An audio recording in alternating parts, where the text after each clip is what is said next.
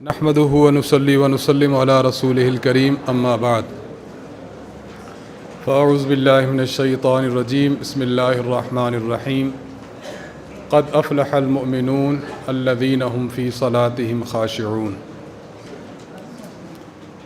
وعن ابن مسعود رضی اللہ تعالی عنہ قال الا اخبرکم بصلاة رسول اللہ صلی اللہ علیہ وسلم فقام فصلى فلم يرفع يديه الا مرة واحدة۔ آپ حضرات کے سامنے میں نے جو عنوان پیش کرنا ہے وہ عنوان ہے مسئلہ ترک رفع یدین۔ اس مسئلہ کے شروع کرنے سے پہلے میں ابتدائی طور پر دو تین باتیں آپ کے سامنے عرض کرتا ہوں، انہیں بڑی اچھی طرح سمجھ لیں۔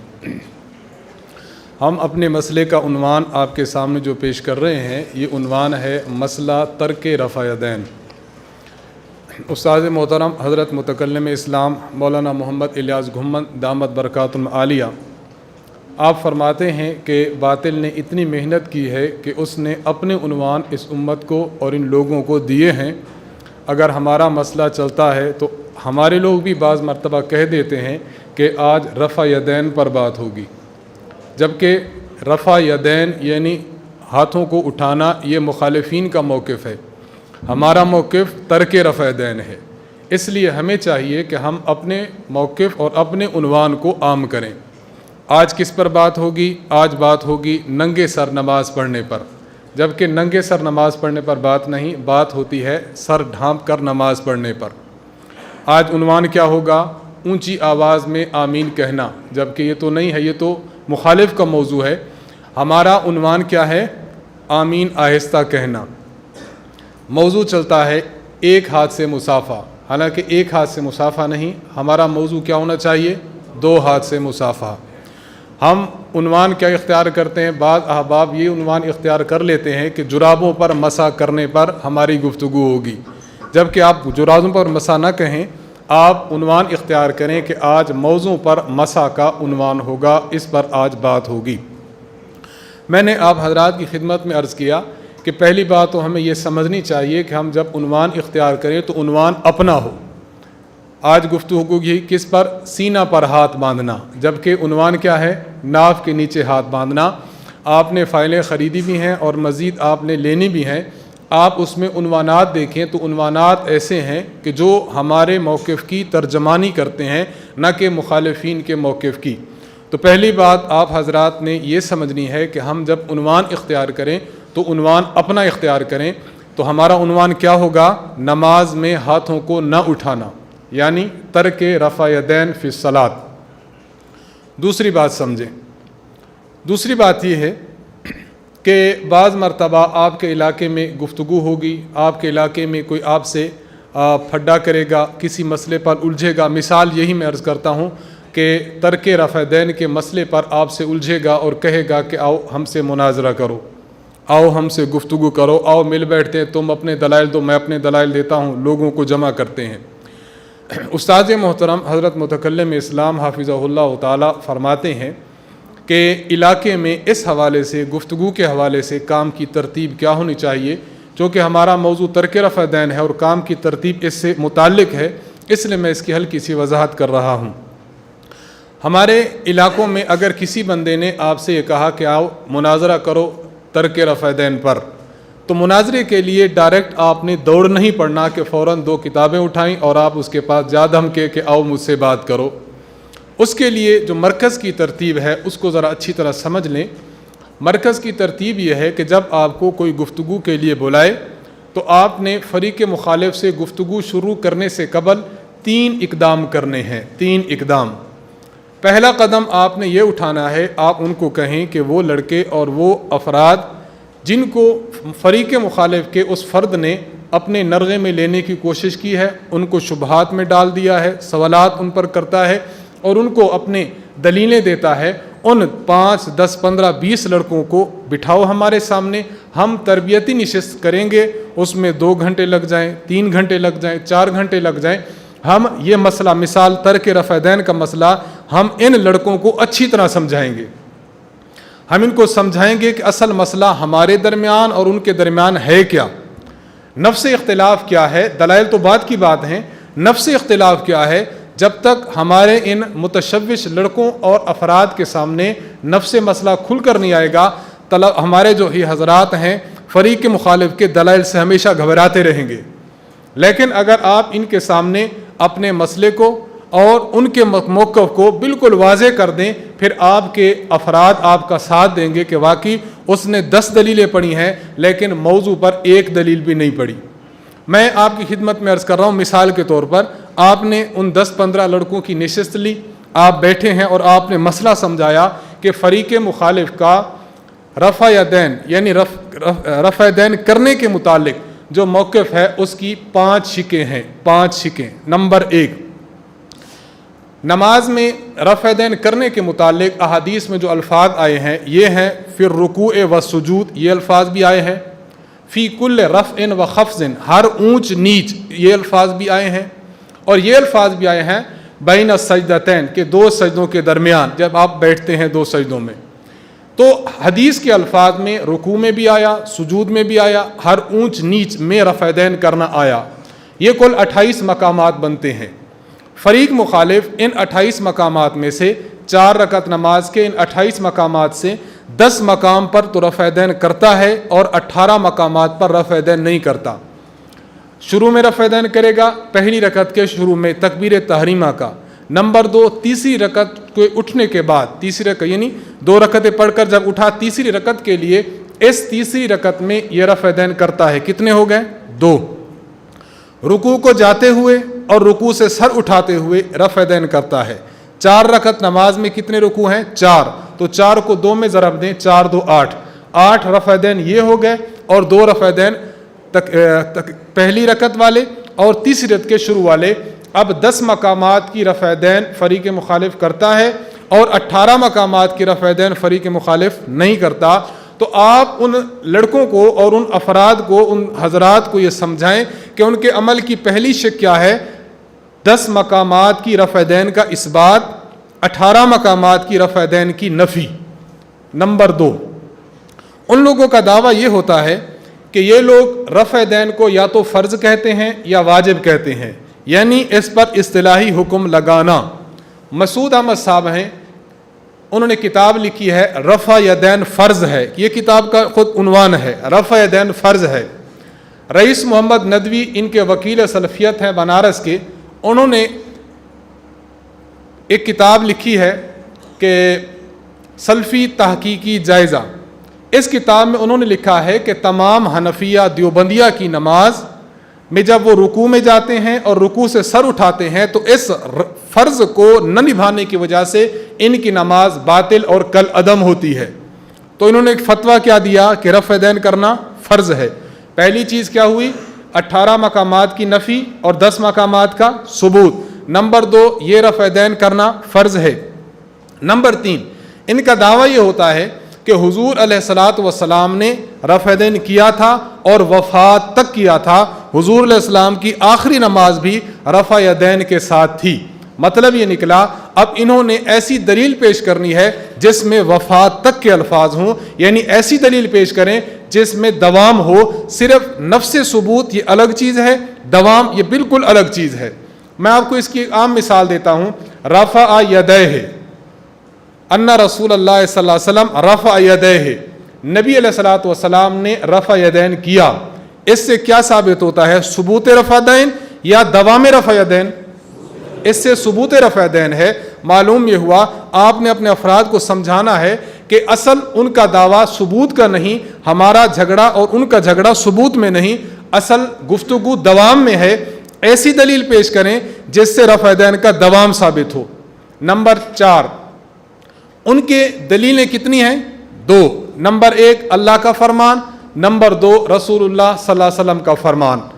اب جب 2 دلیلیں ہیں، جب کوئی حدیث پیش کریں اس حدیث کی صحت کہاں سے پیش کریں گے؟ اپنے ان 2 دلائل سے پیش کریں گے۔ آپ کی اس حدیث کو اللہ تعالیٰ نے صحیح فرمایا ہو یا پیغمبر علیہ السلام نے اس کی تصحیح فرمائی ہو۔ اگر آپ امتی کے اقوال لے کر کسی حدیث کی تصحیح کرنا شروع کر دیں تو پھر آپ اہل حدیث نہیں رہیں گے بلکہ آپ کچھ اور کہلائیں گے۔ اور 5ویں بات جو ان کے عمل میں ہے، ان کا فتویٰ ہوتا ہے، ڈائریکٹ فتویٰ یہ لگاتے ہیں کہ جو رکوع کو جاتے، رکوع سے سر اٹھاتے اور تیسری رکعت کے شروع کا رفع دین نہیں کرتا، اس کی نماز نہیں ہوتی۔ ان کے عمل کی کتنی شکیں بن گئیں؟ 5۔ اب آپ اس اپنے فرد کو جو متشوش ہو چکا ہے یہ سمجھائیں گے کہ اگر وہ کوئی ایسی حدیث پیش کرتا ہے جس میں 5 باتیں پائی جاتی ہیں تو اس کا دعویٰ ثابت ہو گیا، اور اگر ایسی حدیث پیش نہیں کرتا تو ہزار حدیثیں پیش کرتا رہے، جب تک دعوے کے مطابق حدیث پیش نہیں کرے گا اس کا دعویٰ قابل قبول نہیں ہوگا، نہ ہی اس کا عمل قابل قبول ہوگا۔ میں آپ کی خدمت میں عرض کرتا ہوں کہ اگر آپ نے اپنی اس تربیتی نشست میں اپنے ان عوام کو سمجھا لیا، اب دوسرا مرحلہ کیا اختیار کریں؟ دوسرا مرحلہ یہ اختیار کریں، اسی تربیتی نشست کو تھوڑا سا وسیع کریں۔ آپ اس کو لے جائیں درس قرآن پر۔ آپ اس مثال میں عرض کر رہا ہوں، درس دینا ہے، اسی عنوان کا آپ نے درس دینا ہے۔ درس میں وہی لڑکے بھی بیٹھیں اور ساتھ دوسرے افراد بھی بیٹھیں۔ اب آپ مسئلے کو مزید کھولیں کہ ہماری دلیلیں یہ ہیں، ان کا دعویٰ یہ ہے، کائنات میں ایک حدیث بھی ایسی نہیں ہے جو ان کے دعویٰ پر پوری اترتی ہو۔ آپ نے عوام میں بات سمجھا لی۔ تیسری بات ہے کہ آپ جلسہ رکھیں۔ آپ نے جلسہ رکھا، جلسے میں آپ نے اپنے خطیب کو بلایا، آپ نے گفتگو کرنے والے مناظر کو بلایا۔ اب ظاہری سی بات ہے کہ عوام الناس نے ان کا مناظر تو سنا ہے، ان کے خطیب کو تو سنا ہے۔ ان کے خطیب نے کیا کیا؟ ان کے خطیب نے جب وہ خطبہ دینے کے لیے سٹیج پر آتا ہے، چابی اپنی جیب سے نکالتا ہے کار کی، اور اس نے کہہ دیا کہ ایک حدیث بتاؤ، ایک حدیث۔ حنفیہ کو چیلنج ہے کہ اللہ کے نبی نے روکا ہو رکوع کو جاتے، رکوع سے سر اٹھاتے اور تیسرے رکعت کے شروع میں رفع دین نہیں کرنا، ایک حدیث دکھا دو، یہ میں گاڑی آپ کو انعام میں دے دوں گا۔ اب اس نے جب چیلنج کیا، عوام تو بدک جائے گی، عوام تو بڑی متاثر ہوگی کہ واقعی کچھ اس کے پلے تو ہے۔ اب ان مقرر کی چھن بن، ان کی تقریر، ان کا ولولہ یہ عوام نے دیکھا ہے۔ ہمارے مقرر کا ولولہ عوام نے نہیں دیکھا۔ اب جب ہمارا مقرر آئے گا، اگر آپ یہ 3 سٹیپ کیے بغیر اپنے مناظر کو، اپنے گفتگو کرنے والے کو بلا لیتے ہیں، یہ بھی بیٹھا ہے اور دوسری طرف فریق مخالف کا مناظر بھی بیٹھا ہے، اب عوام نے آپ کے مناظر کو سنا نہیں، مسئلے کو سمجھا نہیں، اپنے خطیب کی خطابت کے جوہر کو دیکھا نہیں، اب وہ متشوش رہیں گے مناظرے کے شروع سے آخر تک کہ پتہ نہیں یہ کیسے کرے گا، یہ مروانا دے ہمیں، یا ان کا تو خطیب تھا بہت بڑا تھا، یہ ہمیں مروانا دے۔ کیوں؟ آپ کے خطیب کو آپ کی عوام نے سنا نہیں۔ جب آپ ان کو سنائیں گے، میں مثال عرض کرتا ہوں، استاد محترم جاتے ہیں اس سٹیج پر، استادی کے جانے پر نعرہ لگتا ہے، آیا آیا شیر آیا، آیا آیا شیر آیا۔ اب نعرے لگتے ہیں، عوام ہوتی ہے، اور استادی کا جو لب و لہجہ ہے، انداز گفتگو ہے اور دلائل کی قوت ہے، جب عوام سنے گی تو عوام کیا کہے گی کہ ہمارے مسئلے پر بحمد اللہ قرآن بھی ہے، حدیث بھی ہے، اجماع امت بھی ہے اور قیاس شرعی بھی ہے۔ اب جب ہمارے عوام الناس یہ بات سمجھ لے گی، اب بتائیں مناظرے کی ضرورت باقی رہے گی، ختم ہو جائے گی؟ عوام تو لے کر پھرتے رہیں گے، عوام کہے گی بابا ہمیں مسئلہ سمجھاؤ، اس دلیل کا جواب دو، فلاں دلیل کا جواب دو، آپ نے جو دلیل پیش کی ہے وہ مسئلے کے متعلق ہے ہی نہیں۔ میں آپ کی خدمت میں عرض کر رہا تھا کہ دیکھیں، اگر آپ فریق مخالف کا پورا موقف سمجھ لیں، پھر ان کی دلیل ایک ایک کو پرکھتے جائیں، ان کی کوئی بھی دلیل ایسی نہیں جو ان کے موقف پر پوری اترتی ہو۔ آپ جب عوام الناس کو فریق مخالف کا موقف سمجھا دیں گے تو گویا آپ نے فریق مخالف کے دلائل کے جوابات عوام کو رٹا دیے ہیں۔ 2 باتیں۔ تیسری بات یہ ہے کہ عوام الناس میں آپ نے یہ بھی سمجھانا ہے کہ بعض مرتبہ فریق مخالف کچھ شوشے ایسے چھوڑتا ہے جس سے عوام بڑی متشوش ہوتی ہے، بڑی پریشان ہوتی ہے۔ اب آپ کو فریق کہے گا، وہ یہ کہے گا کہ دیکھیں جی آپ رفع دین کرتے ہیں ان مقامات کا، آپ کہیں گے جی ہم تو نہیں کرتے۔ کیوں نہیں کرتے؟ نبی نے چھوڑ دیا تھا۔ تو وہ کہے گا اچھا، اگر نبی علیہ السلام نے ان مقامات کی رفع دین کو چھوڑ دیا تھا تو کس سن میں چھوڑا تھا، کس وقت چھوڑا تھا، اسلامی مہینے کی کون سی تاریخ تھی اور کون سی نماز تھی؟ اب آپ نے پھر پریشان ہو جانا ہے کہ یار ہمیں وہ تاریخ پتہ ہونی چاہیے، ہمیں وہ سن پتہ ہونا چاہیے کہ کس سن میں حضور علیہ السلام نے یہ رفع دین چھوڑا تھا۔ اب اس نے یہ شوشہ جب عوام میں چھوڑ دیا، عوام بھی پریشان ہو جاتی ہے کہ واقعی وہ تاریخ ہونی چاہیے، لیکن آپ نے اپنی عوام کو سمجھا دینا ہے کہ یہ فریق مخالف کا محض دھوکہ اور ڈھنگوسلہ ہے، حقیقت اس کی کچھ نہیں ہے۔ کیوں؟ اس لیے کہ آپ اسی سوال کا جواب اسے ایک اور سوال میں دیں. آپ ان سے کہیں کہ آپ سجدوں میں رفع دین کرتے ہیں؟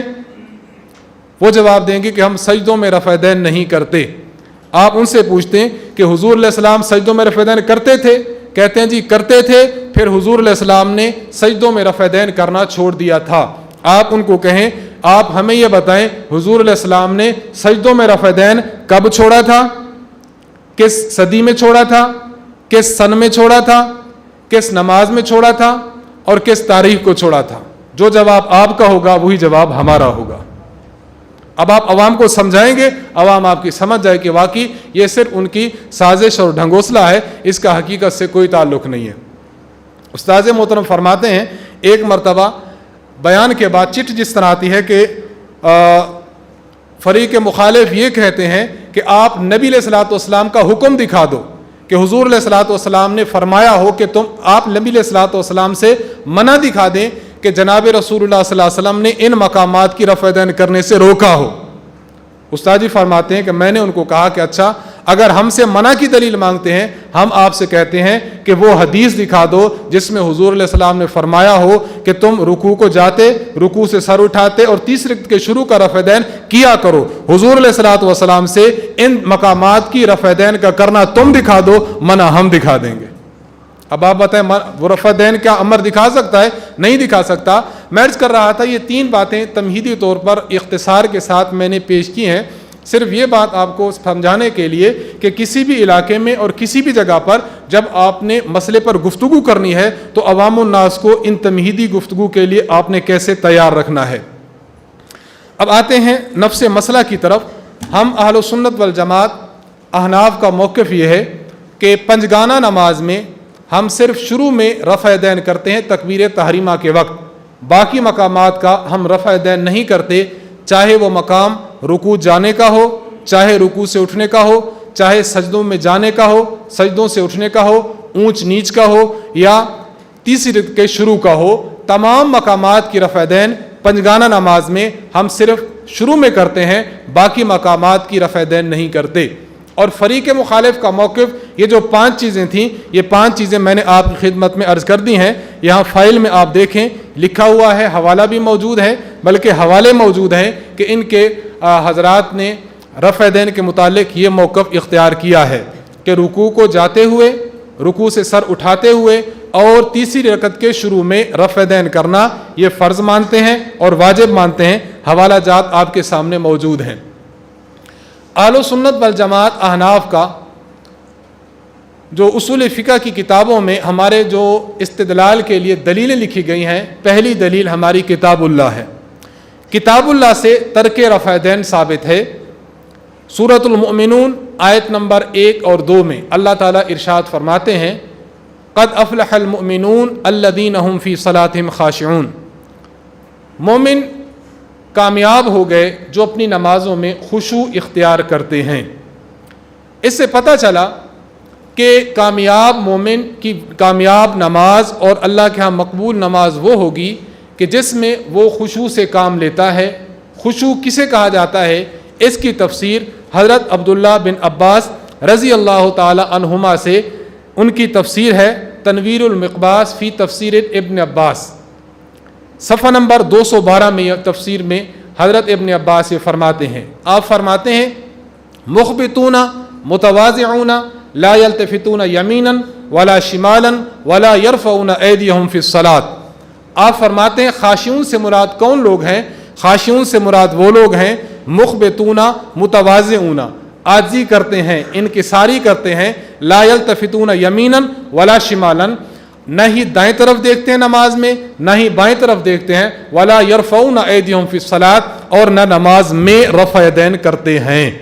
اس سے پتہ چلا کہ یہ جو نماز میں رفع دین کیا جاتا ہے، چاہے وہ رکوع کو جاتے اٹھتے کا ہو چاہے سجود والا رفع دین ہو، یہ خاشعون کے خلاف ہے، خشیت اور عاجزی کے خلاف ہے. عاجزی اور انکساری اسی بات میں ہے کہ انسان صرف شروع کا رفع دین کرے، باقی مقامات کا رفع دین نہ کرے. درایتی طور پر کس طرح ثابت ہوتا ہے میں انشاءاللہ اس کو آخر میں عرض کرتا ہوں اس دلیل پر اعتراض کے حل کرنے کے بعد. اس تفسیر کا نام ہے تفسیر ابن عباس. فریق مخالف اس پر یہ اشکال کرتا ہے کہ تفسیر ابن عباس کے 3 راوی مجروح ہیں. آپ دیکھیں، پہلا محمد بن مروان، دوسرا محمد بن صائب الکلبی، تیسرا ابو صالح بازام. یہ 3 حضرات ہیں. ان 3 حضرات پر جرح ہے. جب ان 3 حضرات پر جرح ہے تو یہ تفسیر ناقابل اعتبار ہوگی. میں اس کے جواب کے شروع کرنے سے قبل آپ کی خدمت میں ایک ضابطہ عرض کرتا ہوں. دیکھیں، ایک ضابطہ ہے جو ائمہ جرح و تعدیل نے بیان کیا ہے، اور واقعی ایسا ضابطہ ہے جو بالکل عقل کو لگتا ہے اور عقل میں آتا ہے. ضابطہ یہ ہے کہ مثال کے طور پر ایک فرد ہے، ایسا ممکن ہے کہ ایک فرد ایک فن کا تو امام ہو، ایک فن میں تو ثقہ ہو، ایک فن میں تو حجت ہو، ایک فن میں تو مرجع الخلائق ہو، لیکن دوسرے فن میں وہی شخص ہوگا، وہ ضعیف بھی ہو سکتا ہے، وہ شخص معتمد غیر معتمد بھی ہو سکتا ہے، وہ شخص کذاب بھی ہو سکتا ہے. یہ ممکن ہے. تو ایک فن میں ایک فن کا امام ہو اور دوسرے فن میں ناقابل اعتبار ہو، اس کو عقل تسلیم کرتی ہے، اور محدثین حضرات نے اس کے بارے میں لکھا ہے. میں 1-2 مثالیں عرض کرتا ہوں. دیکھیں، امام محمد بن اسماعیل البخاری رحمہ اللہ، فن حدیث میں جب آپ کو دیکھتے ہیں، آپ کو امیر المؤمنین فی الحدیث کہا جاتا ہے. آپ کی کتاب صحیح بخاری ہے، آپ کو امیر المؤمنین فی الحدیث کہا جاتا ہے. لیکن جب فن تاریخ میں دیکھتے ہیں، آپ کی ایک کتاب ہے التاریخ الکبیر. تاریخ کبیر کو تواریخ میں وہ درجہ حاصل نہیں جو صحیح بخاری کو کتب حدیث میں درجہ حاصل ہے. کیوں؟ اس لیے کہ امام بخاری رحمہ اللہ ایک فن میں بہت بڑے امام ہیں، دوسرے فن میں اتنا آپ کو حیثیت حاصل نہیں ہے. اسی طرح ایک راوی ہے محمد بن اسحاق بن یسار. محمد بن اسحاق بن یسار کو فن حدیث میں کذاب بھی کہا گیا، ضعیف بھی کہا گیا. اسی طرح ان کو لیس بالقوی بھی کہا گیا، لا یحتج بھی کہا گیا، اور امام مالک رحمہ اللہ نے دجال من الدجاجلہ بھی فرمایا ہے. اب دیکھیں، فن حدیث میں اس کی یہ پوزیشن ہے.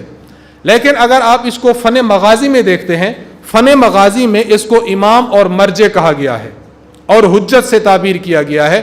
اب ایک فرد ہے، ایک فن میں عجیب ہے اور دوسرے فن میں اس کا معاملہ بالکل الگ ہے. قاری عاصم الکوفی، اس کے بارے میں تقریب میں حافظ ابن حجر اسقلانی رحمہ اللہ فرماتے ہیں کہ یہ لہو اوہامن، ان کو وہم بہت ہو جایا کرتا تھا، یعنی ان کی روایات میں وہم ہے. لیکن فن قرات میں حافظ صاحب فرماتے ہیں کہ یہ حجت ہیں. تو اب دیکھیں، ایک امام ہے، ایک فن میں اس کی کیٹیگری اور حیثیت الگ ہے اور دوسرے مقام بالکل الگ ہے. اس طرح کئی ایسے محدثین اور مفسرین کے نام لیے جا سکتے ہیں کہ وہ ایک فن میں الگ حیثیت کے مالک ہیں اور دوسرے فن میں الگ حیثیت کے مالک ہیں. اب ہم آتے ہیں نفس مسئلہ کی طرف کہ یہ جو 3 حضرات تھے، محمد بن مروان، محمد بن صائب الکلبی اور ابو صالح بازام، حضرت امام یحییٰ بن سعید القطان رحمہ اللہ، یہ وہ شخصیت ہیں جن کو فن اسماء الرجال کا بانی تصور کیا گیا ہے، مدون اول فرمایا گیا ہے. حضرت نے فرمایا ہے کہ قال یحییٰ بن سعید یعنی القطان تساہل فی تفسیر عن قوم لا یوثقونہم فی الحدیث. ائمہ محدثین اور ائمہ حضرات نے ایک ایسی جماعت سے جن کو حدیث کے میدان میں ان کی توثیق نہیں کی جاتی، یعنی حدیث کے میدان میں وہ قابل اعتبار نہیں، ائمہ حضرات نے اس جماعت سے تفسیر کو لیا ہے. گویا یحییٰ بن سعید القطان فرماتے ہیں کہ بعض ایسے حضرات ہوں گے جن پر فن حدیث میں جرح ہوگی، لیکن چونکہ وہ فن تفسیر کے امام ہیں اس لیے ان حضرات سے فن تفسیر کو لیا گیا ہے. ثم ذکر لیث بن ابی سلیم وجویبر بن سعید والضحاک ومحمد بن صائب یعنی الکلبیہ. آپ نے ان 4 حضرات کے نام لیے اور چوتھا نام وہی ہے جو ہماری تفسیر میں آتا ہے، محمد بن صائب یعنی کلبی. اور آپ بڑی عجیب بات فرماتے ہیں، ہؤلاء لا یحمد حدیثہم ویکتب التفسیر عنہم. یہ وہ حضرات ہیں جن کی روایت کردہ حدیث اس کی تو مدح اور تعریف نہ کی جائے گی، لیکن ان کی روایت تفسیر کو لیا جائے گا اور اس کو لکھا جائے گا. اب میں آپ کی خدمت میں عرض کرتا ہوں، آپ فن اسماء و رجال کی کتب کو دیکھ لیجئے. ان حضرات پر اگر جرح موجود ہے تو وہ جرح با اعتبار فن حدیث کے ہے. ہم ان سے جو لے رہے ہیں ہم حدیث نہیں لے رہے, ہم ان سے مروی تفسیر لے رہے ہیں. اور تفسیر کے متعلق یہ ضابطہ آ چکا کہ اگر ایک بندہ ممکن ایسا ہو کہ جس کی حدیث تو ضعیف ہو سکتی ہے لیکن ان کی روایت تفسیر ٹھیک ہوگی, لہذا اس اصول کے پیش نظر ہم دیکھتے ہیں کہ فن اسماء و رجال میں ان حضرات کو مفسر کہا گیا, ان حضرات کو صاحب التفسیر کہا گیا, اور ان پر جو جرح ہے وہ با اعتبار حدیث کے ہے. لہٰذا اس اصول کی روح سے ان حضرات کی تفسیر کو لیا جائے گا, ان حضرات کی تفسیر کو رد نہیں کیا جائے گا. آپ کے سامنے یہ 3 حضرات ہیں اور ان پر کی گئی جو بات ہے اور ان کو جو مفسر کہا گیا ہے وہ آپ کے سامنے لکھی ہوئی ہے. میں آپ حضرات کی خدمت میں اس کا درایتی پہلو عرض کرنا چاہتا ہوں کہ اس کا درایتی پہلو کیا ہے. آپ دیکھیں کہ اللہ تبارک و تعالیٰ نے قرآن کریم میں ارشاد فرمایا, اقم الصلاۃ لذکری, نماز کو میرے ذکر کے لیے قائم کرو. اس کو ذرا توجہ سے سمجھیں تو ایک بہت بڑا اشکال آپ سے حل ہو جائے گا. اللہ تعالیٰ فرماتے ہیں کہ میری نماز قائم کرو میرے ذکر کے لیے. نماز 2 چیزوں کا مجموعہ ہے. نمبر 1 اس میں کچھ افعال ہیں, نمبر 2 اس میں کچھ اقوال ہیں. اقوال اور افعال کا مجموعہ یہ نماز ہے. اگر نماز میں ایسا قول ہے, ایسا فعل ہے کہ جس کے ساتھ ذکر ملصق ہے, یعنی قول ملصق ہے, یہ عبادت بن جائے گا. اور اگر ایسا عمل ہے اور ایسا فعل ہے جس کے ساتھ ذکر ملصق اور ملا ہوا نہیں ہے تو یہ عبادت نہیں بنے گا, یہ فعل عبث شمار ہوگا. آپ نماز میں ہیں, آپ اپنی داڑھی کو سیٹ کر رہے ہیں. اب آپ بتائیں, آپ یہ جو فعل کر رہے ہیں اس کے ساتھ کوئی ذکر ملا ہوا ہے؟ نہیں. اب آپ کا یہ فعل عبث بن جائے گا. یہ فعل الذین هم فی صلاتہم خاشعون میں خاشعون کی تفسیر کے خلاف ہے. ہم تکبیر تحریمہ کہتے ہیں اللہ اکبر, یہ ہمارے ہاتھ اٹھ رہے ہیں, یہ فعل ہے, اور لفظ اللہ اکبر یہ ذکر اس کے ساتھ ملا ہوا ہے. اب یہ فعل ایسا نہیں جو بغیر ذکر کے ہو, لہذا یہ فعل مقصود صلاۃ ہوگا, یہ عبث فعل نہیں ہوگا. بات سمجھ رہے ہیں؟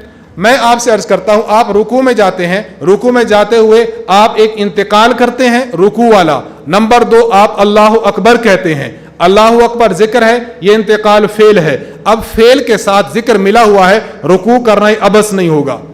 اب ہم دیکھتے ہیں کہ یہ جو رفع یدین ہے, رکوع کو جاتے ہوئے اور رکوع سے سر اٹھاتے ہوئے اور تیسری رکعت کے شروع میں, یہ جو رفع یدین ہوتا ہے, آیا کہ یہ جو عمل ہے, یہ جو فعل ہے, اس کے ساتھ ذکر ملا ہوا ہے یا یہ بغیر ذکر کے ہے؟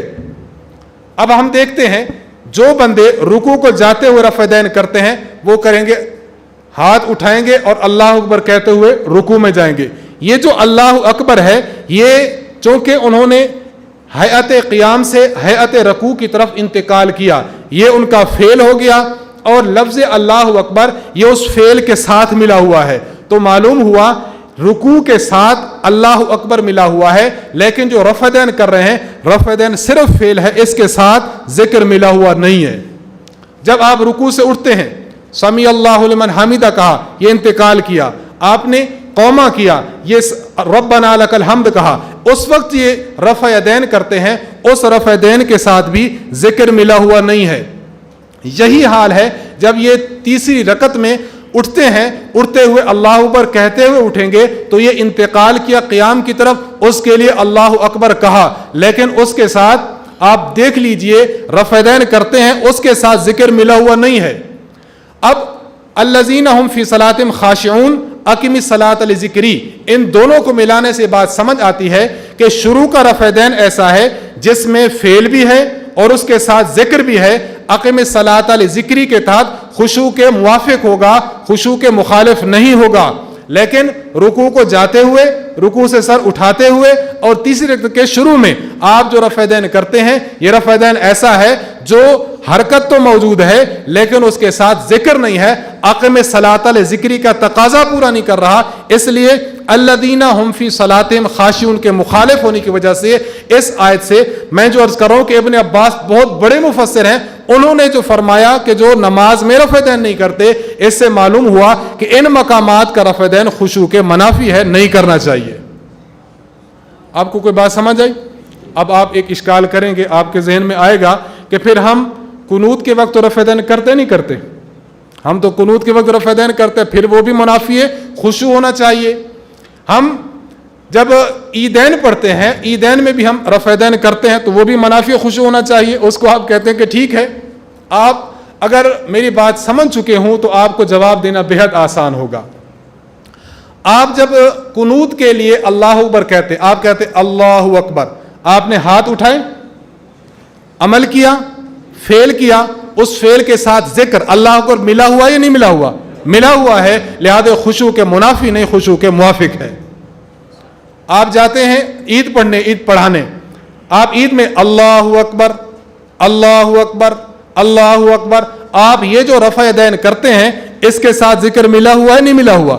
ذکر ملا ہوا ہے. ہم کہہ سکتے ہیں ہمارا وہ رفع یدین جو ہم قنوت کے وقت کرتے ہیں، ہمارا وہ رفع یدین جو ہم عیدین کے وقت کرتے ہیں، اس رفع یدین کے ساتھ ذکر ملا ہوا ہے، عقم صلاۃ علی ذکری کے موافق ہونے کی وجہ سے خشوع کے موافق ہے. اور آپ کا جو رفع یدین ہے اس کے ساتھ ذکر ملا ہوا نہیں، لہذا وہ خشوع کے مخالف ہے. میں آپ سے عرض کر رہا تھا کہ دیکھیں، جب آپ نفس مسئلہ اور تھوڑی سی تنقید سمجھ جائیں، آپ اشکال کا جواب دے سکتے ہیں. یہ تو علمی سی بات تھی جو آپ اہل علم میں کر سکتے ہیں. اگر اسی بات کو آپ نے سمجھانا ہے عوام الناس میں، عوام کو آپ کیسے سمجھائیں گے؟ اس کے لیے میں آپ کی خدمت میں عوام کو سمجھانے کا طریقہ عرض کرتا ہوں. عوام کو پہلے آپ ایک مثال دیں.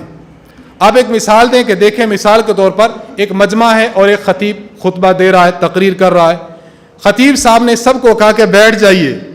اس حکم کا تقاضا کیا تھا؟ زید بھی بیٹھ جائے، عمر بھی بیٹھ جائے، بکر بھی بیٹھ جائے، مجمع بیٹھ جائے. پھر خطیب نے کہا نہیں بھائی جان آپ تشریف لائیں، آپ سٹیج پر آپ کھڑے ہو جائیں، عمر آپ کھڑے ہو جائیں، بکر آپ کھڑے ہو جائیں، زید آپ کھڑے ہو جائیں. زید نے بھی کھڑا ہونا ہے، عمر نے بھی کھڑا ہونا ہے، بکر نے بھی کھڑا ہونا ہے. اب آپ نے کیا سمجھانا ہے؟ آپ نے کہنا ہے سٹیج سے کتنے قسم کے اعلان ہوئے؟ 2 قسم کے. ایک اعلان کا تقاضا یہ تھا کہ سب بیٹھ جائیں، دوسرے کا تقاضا یہ تھا کہ صرف 3 افراد کھڑے ہو جائیں. معلوم ہوا کہ ہم بعض مقامات کی رفع یدین کرتے ہیں جیسے قنوت اور عیدین، پنجگانہ نماز میں ہم رفع یدین نہیں کرتے. اب ہم یہ کہیں گے عوام کو آپ سمجھائیں، دلائل 2 قسم کے ہیں.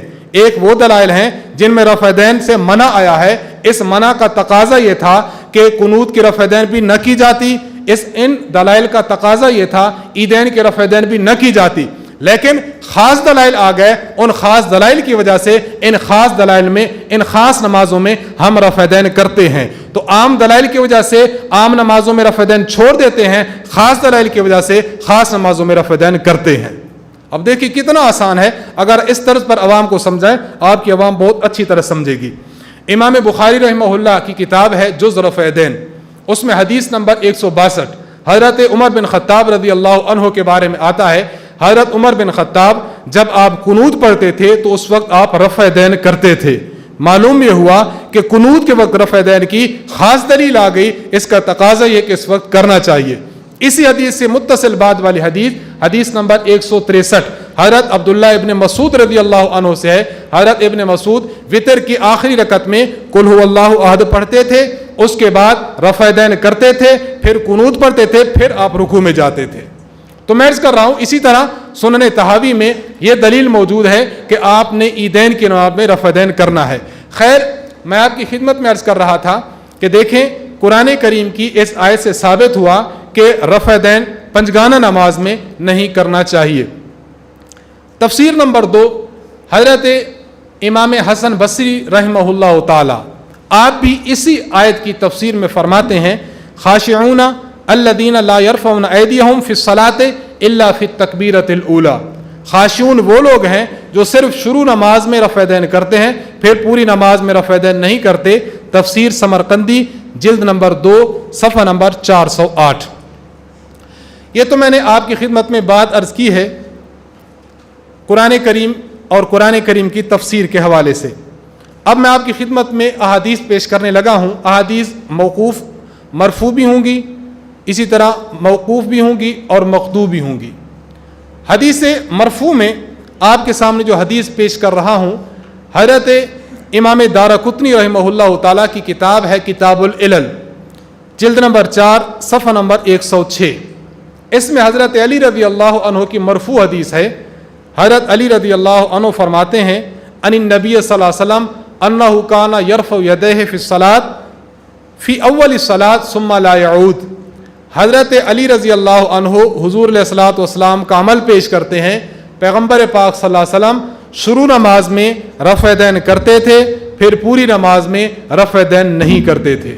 اس سے پتہ یہ چلا رفع دین صرف اول نماز میں ہو، باقی نماز میں رفع دین نہیں کرنا چاہیے۔ اس پر اعتراض سمجھیں، پھر اس کے بعد اس کا جواب سمجھیں۔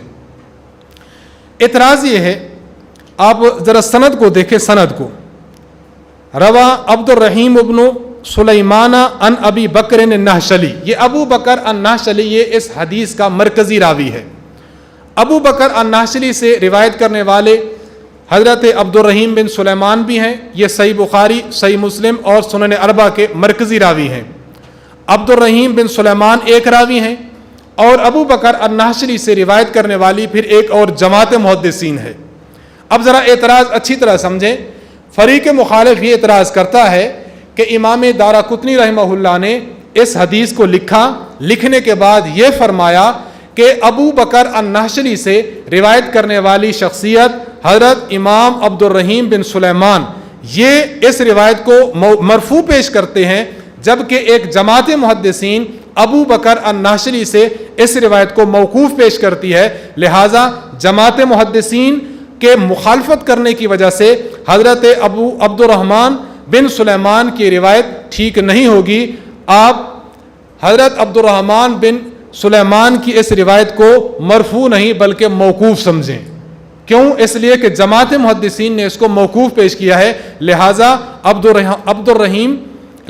الرحیم بن سلیمان نے ایک جماعت محدثین کی مخالفت کی ہے، اس وجہ سے ان کی روایت شاذ ہوگی، اور شاذ روایت قابل اعتبار نہیں ہوتی۔ سوال سمجھے؟ اب جواب سمجھے۔ جواب سے پہلے آپ کی خدمت میں ایک بات عرض کرتا چلوں کہ دیکھیں، دو باتیں اور دو اصطلاحیں سمجھیں۔ ایک اصطلاح ہے جسے آپ کہتے ہیں شاذ، ایک اصطلاح ہے جسے کہتے ہیں زیادتی ثقہ۔ شاذ کسے کہتے ہیں، زیادتی ثقہ کسے کہتے ہیں، یہ دو باتیں سمجھ لیں، پھر آپ کو جواب سمجھنا آسان ہوگا۔ اب دیکھیں، یہ 5 حضرات ہیں، یہ 5 محدثین ہیں۔ 5 محدثین نے کوئی بات پیش کی، اور اس طرف سے ایک محدث نے ایک بات پیش کی۔ 5 محدثین ایسی بات کرتے ہیں، اور ایک محدث ایسی بات کرتا ہے کہ ایک محدث کی بات ان 5 محدثین کی بات کے مخالف ہو جاتی ہے۔ آپ اسے کہیں گے اس ایک محدث کی بات یہ شاذ ہے۔ نمبر 2، 5 محدثین ایک بات کرتے ہیں، ایک محدث وہی بات بھی کرتا ہے، ان 5 سے علاوہ ایک زائد بات کرتا ہے، زائد کرتا ہے، مخالف نہیں کرتا۔ یہ جو انہوں نے زائد بات پیش کی ہے، اسے کہیں گے زیادتی ثقہ، ثقہ راوی کی زیادتی۔ محدثین کا فیصلہ یہ ہے، شاذ قابل قبول نہیں، لیکن زیادتی ثقہ قابل قبول ہے۔ حضرت مولانا محمد امین صفدر اکاڑوی نور اللہ مرکزہ، آپ کا مناظرہ ہو رہا تھا پیر جھنڈا کے ساتھ۔ آپ رحمہ اللہ نے ایک روایت پیش کی، پیر جھنڈا نے اس پر اعتراض کیا۔ اس نے کہا کہ یہ روایت جو آپ نے پیش کی ہے یہ روایت شاذ ہے۔ آپ نے فرمایا یہ شاذ نہیں ہے، یہ زیادتی ثقہ ہے، زیادتی ثقہ قابل قبول ہوتی ہے، شاذ نہ قابل قبول ہوتی ہے۔ اس نے کہا نہیں، آپ نے جو پیش کیا شاذ ہے۔ آپ نے فرمایا نہیں۔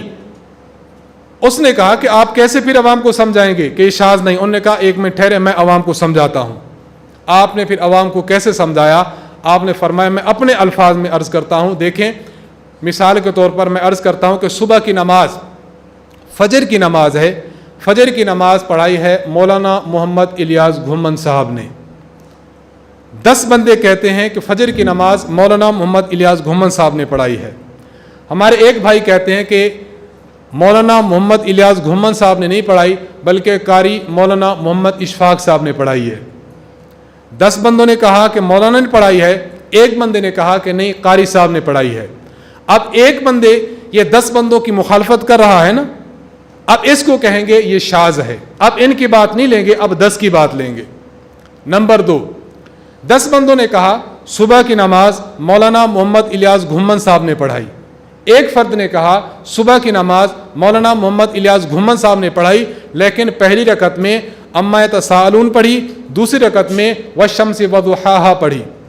اب آپ بتائیں ان ایک آدمیوں نے ان 10 آدمیوں کی مخالفت کی ہے یا ان کی بات نقل کر کے ایک زائد چیز پیش کی ہے؟ ایک زائد چیز پیش کی ہے.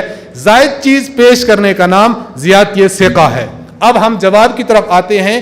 حضرت علی رضی اللہ عنہ کی جو حدیث ہے اس کو ایک جماعت نے موقوف پیش کیا, انہوں نے موقوف بھی پیش کیا, یعنی وہاں تک بھی راوی لائے لیکن ایک راوی اور لے کر آئے ہیں.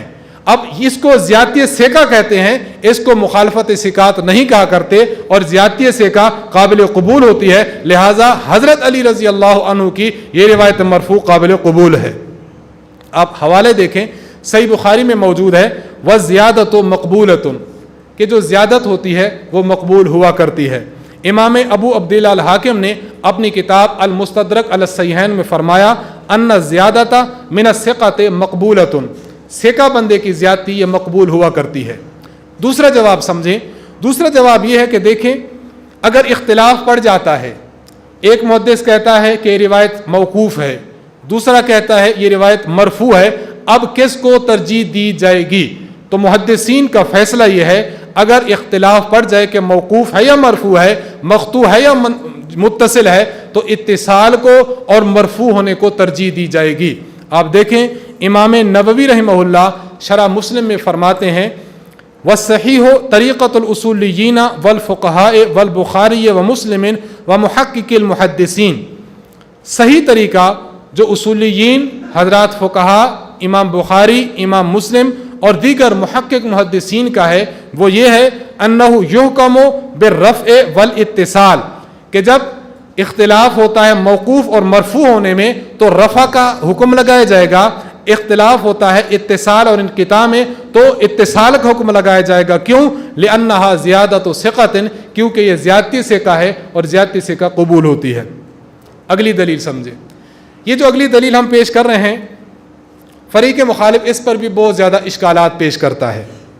سنن نسائی جلد نمبر 1 صفحہ 158 میں حدیث موجود ہے.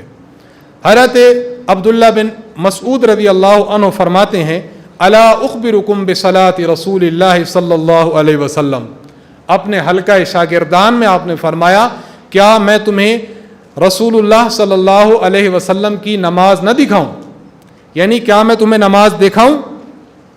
تو آپ کے شاگرد فرمانے لگے کہ بالکل دکھائیں. قال فقام, آپ کھڑے ہوئے, راوی کا بیان ہے, آپ کھڑے ہوئے, فرفع یدیہ, آپ نے اپنے دونوں ہاتھوں کو اٹھایا یعنی رفع دین کیا, اول مرتين, پہلی مرتبہ رفع دین کیا, ثم لم يعد, پھر آپ نے دوبارہ رفع دین نہیں کیا. اس سے پتہ یہ چلا صلاۃ رسول وہ ہوتی ہے جس میں شروع کی رفع دین ہوتی ہے اور باقی مقامات کی رفع دین نہیں ہوتی.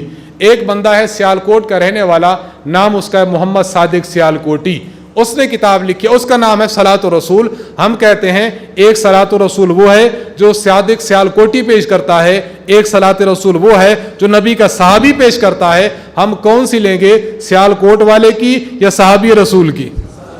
تو ہم تو صحابی رسول کی صلاۃ الرسول لیتے ہیں, لہذا ہمیں وہ صلاۃ الرسول دیں جو صحابی نے پیش کی ہے. میں عرض کر رہا ہوں کہ دیکھیں یہ روایت سنن نسائی میں بھی موجود ہے, اسی طرح امام ابو داود رحمہ اللہ ان کی سنن ابی داود میں بھی موجود ہے, اور جامع ترمذی میں بھی اس روایت کو پیش کیا گیا ہے.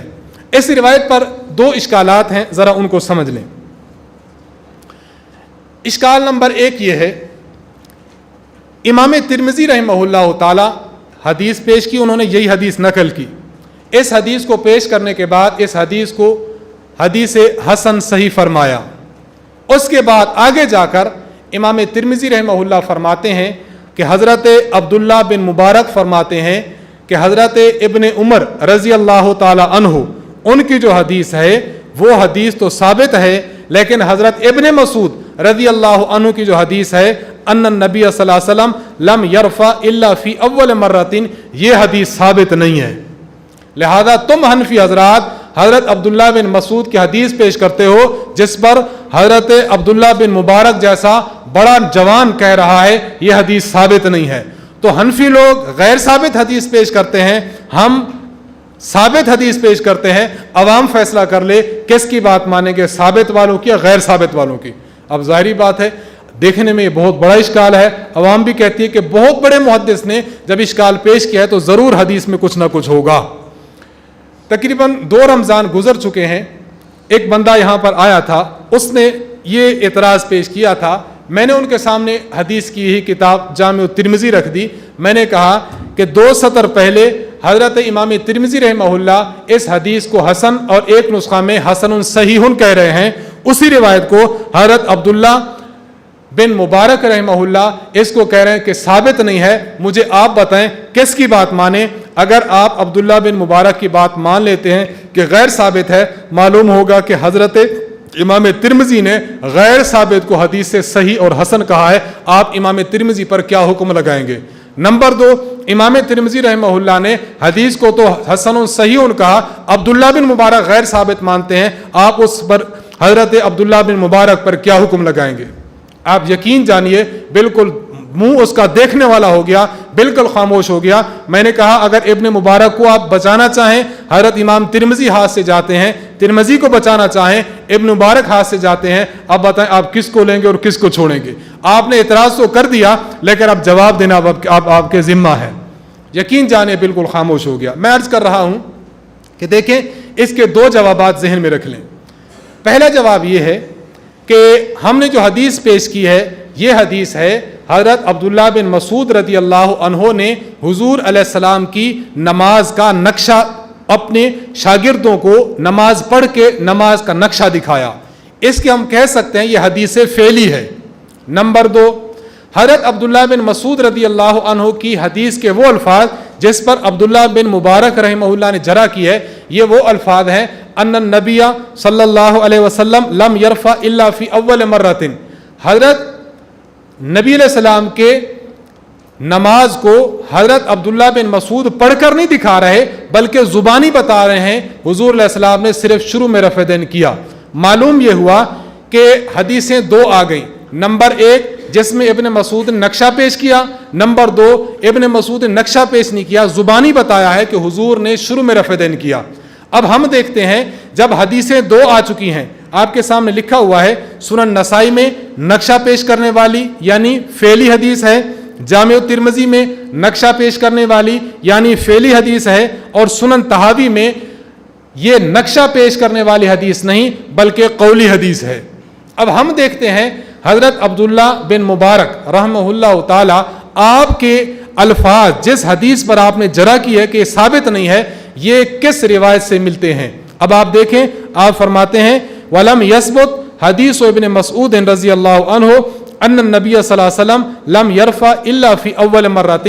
یہ الفاظ کون سے ہیں؟ یہ نقشے والی نماز کے ہیں یا قولی نماز کے ہیں؟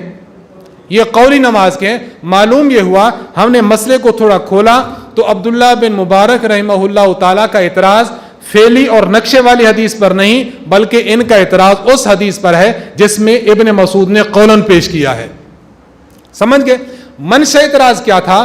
اب منشأ اعتراض یہ ہے حضرت عبداللہ بن مبارک نے جو حدیث سنی ہوئی تھی وہ نقشے والی تھی. ان کے سامنے جب حدیث پیش کی گئی یہ قولی حدیث تھی، انہوں نے کہا یہ قولی ثابت نہیں ہے، یہ قولی ثابت نہیں ہے. تو جرح کی اصل سبب اور اصل وجہ یہ تھی. لیکن اگر آپ اس جرح کی سبب اور وجہ کو دیکھیں تو کوئی وجہ اور کوئی جرح کا سبب نہیں بنتا. کیوں؟ اس لیے کہ اگر کوئی بندہ کسی حدیث کو عملاً پیش کرتا ہے، اسی حدیث کو قولاً پیش کر دے تو یہ جرح کا سبب نہیں بنا کرتا. اس سے ثابت ہوا حضرت عبداللہ بن مبارک رحمہ اللہ کی اس جرح یہ جرح ایسی جرح نہیں ہے جس کی وجہ سے حدیث کو چھوڑ دیا جائے. اسے کہتے ہیں یہ جرح مفسر نہیں، یہ جرح غیر مفسر اور مبہم ہے. اور غیر مفسر اور مبہم جرح کے بارے میں محدثین کا قاعدہ یہ ہے وہ ناقابل قبول ہوتی ہے. لہذا پہلا جواب ہمارا یہ ہوگا کہ حضرت عبداللہ بن مبارک رحمہ اللہ کی یہ جرح ناقابل قبول ہے. نمبر 2، دوسرا جواب سمجھیں. دوسرا جواب یہ ہے کہ دیکھیں یہ جو روایت ہے حضرت ابن مسعود رضی اللہ تعالی عنہ کی اور جرح کا تعلق دیکھیں. جرح یہ جامع ترمذی میں موجود ہے. امام ترمذی رحمہ اللہ نے یہ جرح ابن مبارک کے ایک شاگرد سے نقل کی ہے. ان شاگرد کا نام ہے سفیان بن عبد الملک. کیا نام ہے؟ سفیان بن عبد الملک المروزی. جامع ترمذی جلد نمبر 1 صفحہ نمبر 59 پر عبداللہ بن مبارک کے اس شاگرد نے نقل کیا ہے کہ عبداللہ بن مبارک نے حدیث ابن مسعود پر یہ اعتراض کیا. لیکن اللہ کی شان یہ ہے، آپ سنن نسائی کھولیں، سنن نسائی میں حضرت عبداللہ بن مبارک کے ایک شاگرد ہیں سوید بن نصر المروزی، انہوں نے حضرت عبداللہ بن مبارک سے اسی حدیث کو نقل کیا ہے اور سند کے ساتھ نقل کیا ہے۔ اب سفیان بن عبد الملک المروزی یہ عبداللہ بن مبارک کے پہلی عمر کے شاگرد ہیں، کبار اصحاب میں سے ہیں، جیسا کہ حافظ ابن حجر اسقلانی نے ذکر فرمایا ہے۔ اور دوسرے سوید بن نصر المروزی کانا راویۃ ابن مبارک، یہ حضرت ابن مبارک کے آخری عمر کے شاگرد ہیں۔ اب پتہ ہمیں یہ چلا ابن مبارک رحمہ اللہ کو ابتدائی عمر میں اس حدیث پر اشکال تھا، اس لیے اپنی جماعت کے بڑے شاگرد کو، یعنی پہلے دور کے شاگرد کو انہوں نے یہ اعتراض لکھوا دیا۔ لیکن جب آپ نے کوفہ میں حضرت سفیان ثوری رحمہ اللہ سے جامع ثوری پڑھی ہے، اس وقت آپ نے یہ حدیث اپنی چھوٹی عمر آخری عمر کے شاگرد حضرت سوید بن نصر المروزی کو لکھوا دی ہے اور بغیر اعتراض کے لکھوا دی ہے، اور یہ حدیث بحمداللہ آج سنن نسائی میں موجود ہے۔ اب مطلب کیا نکلا؟ ہم اس دوسرے جواب کا خلاصہ آپ کی خدمت میں یوں پیش کر سکتے ہیں کہ ابن مبارک کو اعتراض تھا، پہلی عمر میں تھا، لیکن جب آپ نے حدیث سفیان ثوری کے طریق سے سن لی ہے، آخری عمر میں آپ کو اعتراض زائل ہو گیا۔ آخری شاگرد سوید بن نصر المروزی کو یہ حدیث بغیر اعتراض کے آپ نے لکھوا دی ہے۔ معلوم یہ ہوا اس اعتراض سے ابن مبارک نے رجوع فرما لیا تھا۔ ہم فریق مخالف سے کہتے ہیں انہوں نے جب رجوع کر لیا تھا تو تم بھی تو رجوع کر لو نا، وہ رجوع کر چکے، آپ رجوع کیوں نہیں کرتے؟ بعض الناس ایسے ہیں جو کہتے ہیں کہ حضرت فاطمۃ الزہرا رضی اللہ تعالی عنہا، حضرت فاطمۃ الزہرا رضی اللہ تعالی عنہا حضرت ابو بکر صدیق رضی اللہ عنہ کے پاس حق مانگنے گئی تو انہوں نے حق نہیں دیا۔ آپ ان سے پوچھیں کہ حضرت فاطمہ نے پھر کیا کیا؟ کہتے ہیں وہ خاموش ہو گئیں۔ ہم کہتے ہیں جب وہ خاموش ہو گئیں آپ کیوں چیختے ہیں؟ آپ بھی تو خاموش ہو جاؤ۔ اگر آپ ان کے نقش، اگر ہاں انہوں نے واویلا کیا ہو، ان کے خلاف سازشیں کی ہوں، پوری تحریک چلائی ہو، پھر تو آپ کچھ کام کریں۔ جب وہ خاموش ہو گئے تو آپ بھی خاموش ہو جائیں۔ ہم ان کو کہتے ہیں ابن مبارک کو پہلے دور میں اعتراض تھا، آخری میں ختم ہو گیا، جب وہ خاموش ہو گئے آپ بھی تو خاموش ہو جائیں نا۔ آگے دیکھیں، صفحہ نمبر 7 پر آ جائیں۔ یہ اعتراض ہے، یہ بہت عام فہم اعتراض ہے جو ان کے عام لوگ پیش کرتے ہیں۔ اعتراض کیا ہے؟ اعتراض یہ ہے کہ حضرت ابن مسعود رضی اللہ عنہ کی اس روایت میں ایک راوی ہیں جن کا نام ہے سفیان ثوری رحمہ اللہ تعالی۔ سفیان ثوری رحمہ اللہ تعالی پر یہ حضرات یہ اعتراض کرتے ہیں، خصوصاً ان کے ایک آدمی گزرے ہیں زبیر علی زئی صاحب۔ انہوں نے کہا ہے کہ حضرت سفیان ثوری بے شک بڑے محدث تھے، لیکن سفیان ثوری مدلس تھے، اور اس روایت میں انہوں نے روایت کو عن سے پیش کیا ہے۔ آپ دیکھیں روایت کے الفاظ خود دیکھ لیں تو آپ کو سمجھ آئے گا سفیان ثوری نے عن سے روایت کیا ہے۔ جب سفیان ثوری مدلس ہیں اور مدلس عن سے روایت کرتے ہیں، اور عن سے روایت جب مدلس کرتا ہے، جب تک سماع کی تصریح نہ کرے، حدثنا یا سمعنا یا سمیتوں کے یا سمعنا یہ الفاظ پیش نہ کرے، تو اس وقت تک اس کا انا ناقابل قبول ہوتا ہے۔ سفیان ثوری کی تصریح سماع کہیں مذکور نہیں، لہٰذا ان کا انا ناقابل قبول ہوگا، اس لیے روایت ضعیف ہے۔ ابھی چند دن پہلے کی بات ہے، ایک بندے کا فون آیا مجھے، اس نے مجھے کہا کہ دیکھیں جی یہ میں نے مولانا محمد الیاس گھمن صاحب کی کتاب ہے جو میں نے پلے اسٹور سے ڈاؤن لوڈ کی ہے، اور اس کو اپلیکیشن کو میں نے اپنے موبائل میں انسٹال کر لیا ہے۔ تو میں نے تو بہت سنا تھا اور میں بڑا اس پر خوش ہوا کہ مولانا نے کتاب لکھی ہے، اس میں صحیح حدیثیں لکھی ہوں گی، لیکن جب میں نے اس میں حدیثیں دیکھی اس میں تو ضعیف حدیثیں ہیں۔ میں نے ان کو کہا کہ آپ نے کون سی حدیث دیکھی ہے جس کو آپ کہتے ہیں کہ حدیث ضعیف ہے؟ کہتے ہیں کہ اس میں رفع دین کرنے کی جو آپ نے حدیث لکھی ہے یہ حدیث ضعیف ہے۔ میں نے کہا اس میں تو بہت سی حدیثیں لکھی ہیں، قرآن کی آیت بھی لکھی ہے، پھر کون سی حدیث ہے جو آپ کو ضعیف نظر آئی؟ انہوں نے کہا حضرت عبداللہ بن مسعود کی روایت ہے، یہ روایت ضعیف ہے۔ میں نے کہا یہ کیسے ضعیف ہے؟ انہوں نے کہا جس جگہ سے آپ نے روایت لکھی ہے اس جگہ موجود ہے حضرت عبداللہ بن مبارک فرماتے ہیں کہ یہ حدیث ثابت نہیں۔ میں نے کہا آپ کے پاس کتاب سامنے ہے؟ اس نے کہا جی ہاں۔ میں نے کہا دیکھیں مولانا نے اس کتاب میں اس روایت کو کس سند سے اور کس کتاب کے حوالے سے لکھا ہے؟ کہنے لگا ابو داؤد کے حوالے سے، سنن ترمذی کے حوالے سے لکھا ہے۔ میں نے کہا جھوٹ کی انتہا ہوتی ہے، آپ اس کتاب کو دیکھیں، سنن نسائی کے حوالے سے لکھا ہے۔ جس ابن مبارک کی آپ بات کر رہے ہیں اسی ابن مبارک کی سند سے موجود ہے۔ مجھے کہنے لگے کہ اس میں سفیان ثوری ہے جو مدلس ہے۔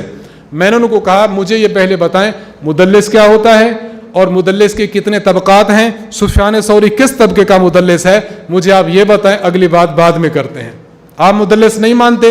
میں نے کہا میں مدلس مانوں یا نہ مانوں یہ میرا مسئلہ ہے، آپ مجھے بتائیں یہ کون سے طبقے کا مدلس ہے۔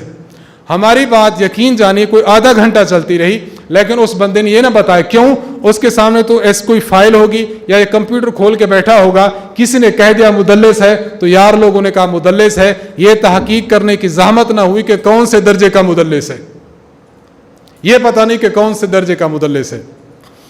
آپ نے شاید سنا ہو، استاد محترم پچھلے سال بھی فرمایا تھا، فرماتے ہیں کہ ایک بندہ میرے پاس آیا اور مجھے کہنے لگا کہ مولانا میں نے آپ سے ایک بات پوچھنی ہے۔ استاد جی فرماتے ہیں، میں نے کہا پوچھو۔ انہوں نے کہا میں نے سنا ہے کہ آپ ایجنسیوں کے ہیں۔ مولانا کہتے ہیں یار چلو میرے ساتھ بیان پہ چلو، کھانا چھانا کھاؤ پھر واپس آتے ہیں۔ جواب نہیں دیا، خیر چلے جب واپس آئے تو اس نے رستے میں پھر پوچھا مولانا یہ ایجنسی کیا ہوتی ہے؟ سمجھ گئے؟ مولانا یہ ایجنسی کیا ہوتی ہے؟ یہ حضرات بھی ایسے ہی ہیں، کہتے ہیں کہ مدلس ہے، پوچھو مدلس کیا ہوتا ہے، بتاتے نہیں کہ ہوتا کیا ہے۔ اب اس صاحب نے، زبیر علی زئی صاحب نے بھی اس کو مدلس لکھا ہے۔ میں آپ سے عرض کرتا ہوں اگر کوئی راوی لفظ ان سے روایت کرے، یعنی ایسا صیغہ استعمال کرے جس میں تصریح سما محتمل ہو، ممکن ہے کہ سنا ہے استاد سے، ممکن ہے کہ استاد سے نہیں سنا، مثال کے طور پر لفظ ان سے کہتا ہے، لفظ قالا سے کہتا ہے، ایک ہے قالا لی، یہ تصریح سما ہے، ایک ہے لفظ قالا، اس نے کہا، یہ تصریح سما نہیں ہے۔ اگر ایسا جملہ بولتا ہے جس میں تصریح سما نہ ہو، اس کو تدلیس کہتے ہیں۔ مدلسین کے 5 طبقات میں سے پہلے 2 طبقے کا مدلس اگر صحیح بخاری اور صحیح مسلم میں ہو یا ان کے علاوہ میں ہو، اس کی روایت قابل قبول ہوتی ہے، چاہے تصریح سما کرے چاہے تصریح سما نہ کرے۔ لیکن تیسرا، چوتھا اور 5ویں طبقات کے مدلس صحیحین میں ہوں، روایت قابل قبول ہے چاہے تصریح سما نہ بھی ہو۔ صحیحین کے علاوہ میں ہوں، ان کے لیے محدثین نے قاعدہ بنایا ہے کہ ان کے لیے تصریح سما کرنا ضروری ہے۔ میں نے ان صاحب کو کہا کہ مجھے بتائیں یہ کس طبقے کا مدلس ہے؟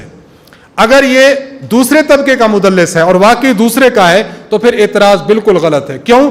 دوسرے طبقے کے مدلس کے لیے محدثین کا قاعدہ یہ ہے کہ اس کی روایت چاہے صحیحین میں ہو چاہے صحیحین کے علاوہ میں ہو، اس کی روایت قابل قبول ہے۔ اس سفیان ثوری رحمہ اللہ یہ دوسرے طبقہ کے مدلس ہیں، ان کی روایت جامع ترمذی، سنن ابی داؤد اور سنن نسائی میں ہے، بے شک غیر صحیحین ہے، چونکہ دوسرے طبقے کا ہے اس لیے ان کی تدلیس صحت حدیث کے منافی نہیں، اس لیے تدلیس کے باوجود یہ روایت بالکل ٹھیک ہوگی۔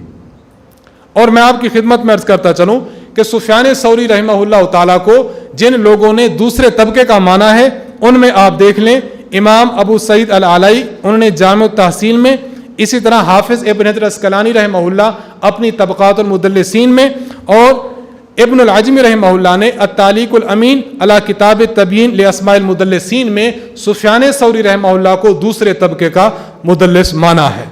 اسی طرح عصر حاضر کے 2 حضرات ہیں، ایک کا نام دکتور العواد الخلف اور دوسرا سید عبد الماجد الغوری، انہوں نے بھی سفیان ثوری رحمہ اللہ کو دوسرے طبقے کا شمار کیا ہے۔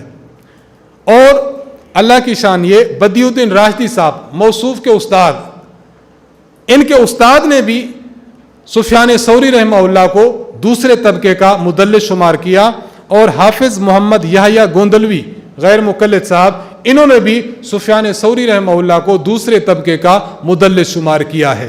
اس سے پتہ چلا کہ سفیان ثوری رحمہ اللہ دوسرے طبقے کے مدلس ہیں، ان کی تدلیس صحت حدیث کے منافی نہیں ہے۔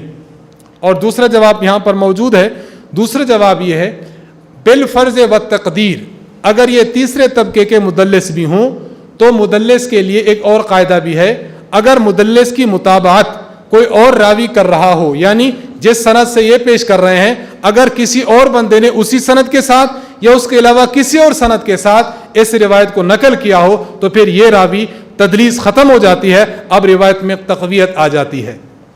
اب آپ دیکھیں کتاب العلل میں امام دار قطنی رحمہ اللہ تعالیٰ نے جو روایت نقل کی تھی ابو بکر الناشلی نے عاصم بن کلیب سے، انہوں نے عبد الرحمن بن اسود سے، انہوں نے اپنے والد اسود سے، اور علقمہ سے انہوں نے حضرت عبداللہ بن مسعود سے روایت نقل کی.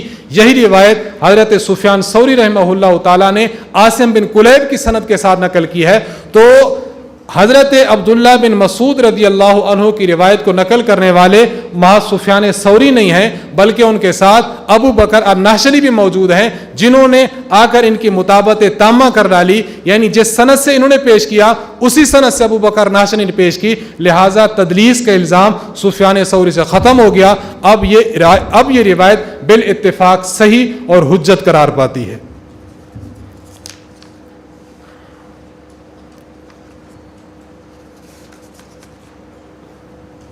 آگے چلیں، صفحہ نمبر 12 پر آ جائیں.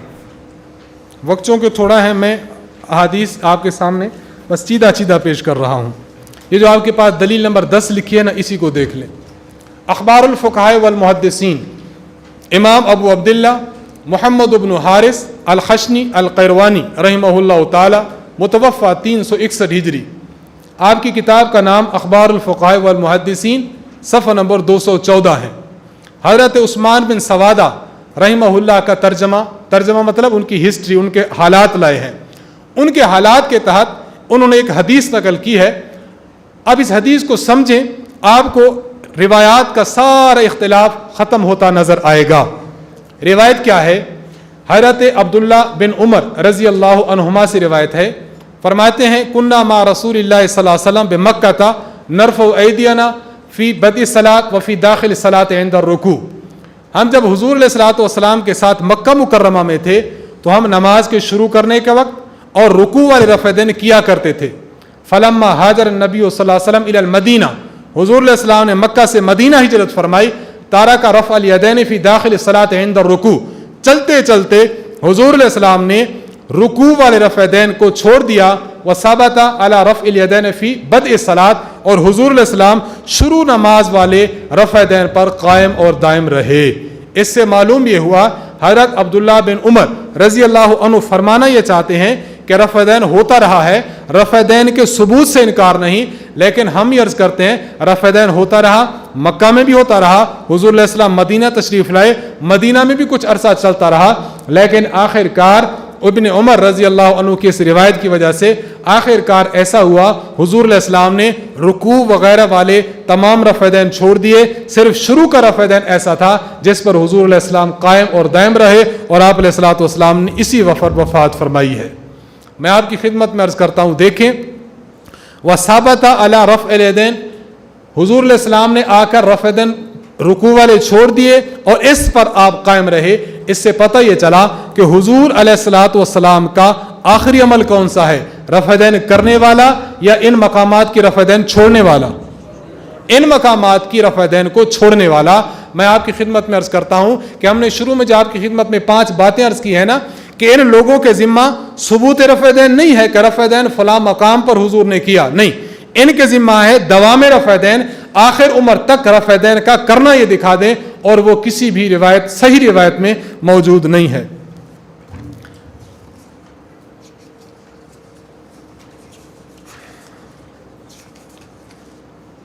اب آپ آ جائیں صفحہ نمبر 20 پر. روایات درمیان میں بہت ہیں، موقوف روایات بھی موجود ہیں، آپ کی اس فائل میں موجود ہیں، مقطوع روایات بھی موجود ہیں. بلاد اسلامیہ تھے، ان بلاد اسلامیہ میں ترک رفع دین پر کہاں عمل ہوتا رہا، یہ بھی اس فائل میں موجود ہے. میں صرف یہ جو عنوان ہے نا 1500 صحابہ رضی اللہ عنہم اور ترک رفع دین، میں اس عنوان پر کچھ عرض کرنا چاہتا ہوں. حضرت عمر بن خطاب رضی اللہ تعالی عنہ سن 17 ہجری میں آپ نے کوفہ شہر بسایا ہے. کوفہ شہر جب بسایا ہے اس میں 1500 صحابہ کرام رضی اللہ عنہم تشریف فرما ہوئے.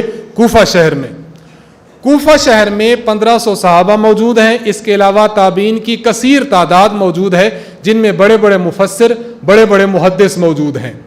اہل کوفہ نے بالاتفاق رفع دین کو چھوڑ دیا تھا، جو اس بات کی دلیل ہے اس میں رہنے والے 1500 صحابہ کرام نے بھی رفع دین کو چھوڑ دیا تھا.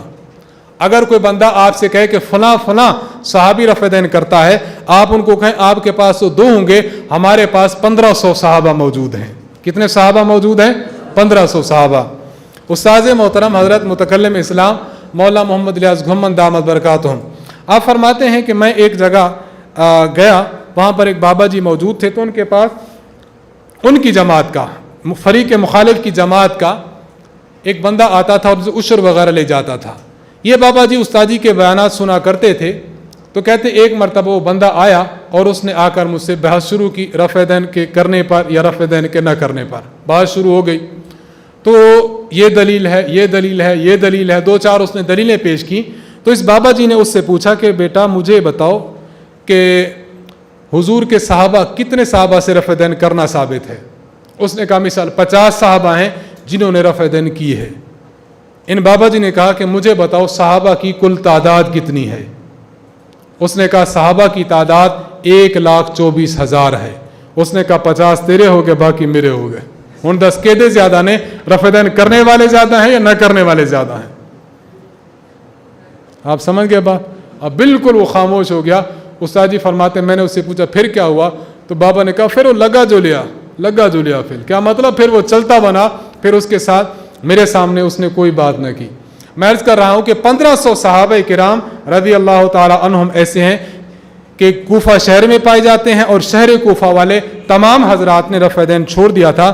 آپ حوالہ دیکھیں تاریخ الثقات میں، امام عجلی رحمہ اللہ فرماتے ہیں نزل الکوفۃ 1500 من اصحاب النبی صلی اللہ علیہ وسلم، کوفہ میں 1500 صحابہ آ کر وہاں پر رہائش پذیر ہوئے۔ اور ان 1500 صحابہ اور اہل کوفہ کے متعلق حافظ ابن عبد البر کیا فرماتے ہیں کہ قال الامام ابو عبداللہ محمد بن نصر المروزی فی کتابہ فی رفع الیدین من الکتاب الکبیر، امام محمد بن نصر مروزی کی بڑی کتاب میں جو کتاب رفع الیدین ایک موجود ہے، اس میں کیا ہے؟ لا نعلم مصر من الامصار، شہروں میں سے کوئی شہر ہمارے علم میں نہیں، ینسب الی اہلہ العلم قدیما، کہ پرانے دور سے اس کی طرف علم منسوب ہوتا ہو۔ کیا مطلب؟ کہ یہ کہا جاتا ہو کہ اس شہر میں پرانے وقتوں سے علم ہے، یعنی ایسا شہر جو پرانے دور سے علم کا گہوارہ اور علم کا مرکز رہا ہو۔ تو ہمارے علم میں کوئی اور ایسا شہر نہیں ہے کہ ترکوا باجماعہم رفع الیدین عند الخفض والرفع فی الصلاۃ، کہ جس شہر والوں نے باجماع، اجماعی اور اتفاقی طور پر رفع دین کو خفض میں اور رفع میں، اٹھتے اور بیٹھتے چھوڑ دیا ہو، الا اہل الکوفہ، مگر اہل کوفہ، اہل کوفہ کے سوا ایسا کوئی نہیں۔ کیا مطلب؟ اہل کوفہ کے تمام حضرات نے اس بات پر اتفاق کر لیا کہ نماز میں رفع الیدین نہیں کرنا، نہ اٹھتے اور نہ ہی بیٹھتے۔ ان روایات سے خیر میں عرض کر رہا تھا پتہ چلتا ہے کہ نماز میں صرف شروع میں رفع دین کرنا ہے، باقی مقامات پر رفع دین نہیں کرنا۔ اب فریق مخالف کے کچھ 1-2 دلائل آپ کی خدمت میں عرض کرنا چاہتا ہوں۔ فریق مخالف بھی ایک روایت پیش کرتا ہے، قرآن کریم کی حدیث اور اس کے تحت ایک روایت پیش، قرآن کریم کی آیت اور اس کے تحت ایک روایت پیش کرتا ہے۔ یہ سنن الکبریٰ بہقی میں امام ابو بکر البہقی متوفہ 458 ہجری نے پیش کی ہے۔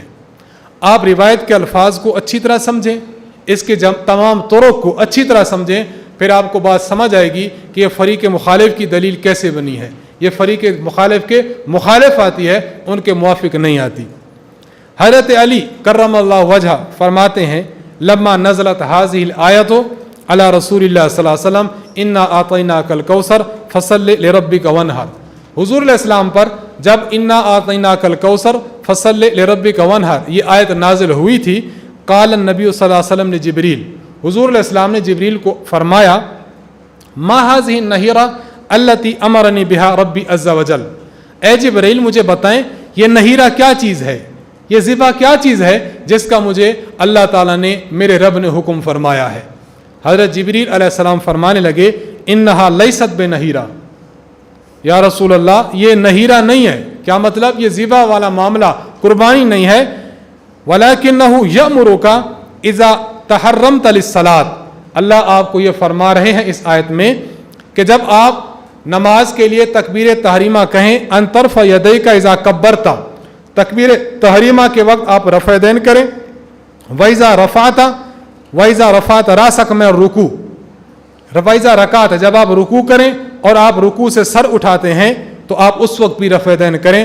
فَإِنَّهَا صَلَاتُنَا وَصَلَاةُ الْمَلَائِكَةِ، یہ ہماری نماز ہے اور ان ملائکہ کی نماز ہے. الَّذِينَ فِي السَّمَاوَاتِ السَّبْعِ، جو 7 آسمانوں میں موجود ہیں. میں آپ کی خدمت میں عرض کرتا ہوں کہ دیکھیں، آپ فریق مخالف کے ان 5 نکات کو سامنے رکھیں اور پھر آپ بتائیں کہ کیا یہ روایت ان کی دلیل بن سکتی ہے یا نہیں. قطع نظر اس کی سند سے نفس روایت کو جب آپ دیکھیں تو آپ بتائیں ان کی دلیل بن سکتی ہے یا نہیں. اب آپ دیکھیں، پہلی بات سی کہ 10 مقامات کا رفع دین کا ثبوت اور 18 مقامات کے رفع دین کی نفی. اس میں شروع کا رفع دین تو موجود ہے، رکوع کو جاتے، رکوع سے اٹھاتے، ان مقامات کا رفع دین موجود ہے.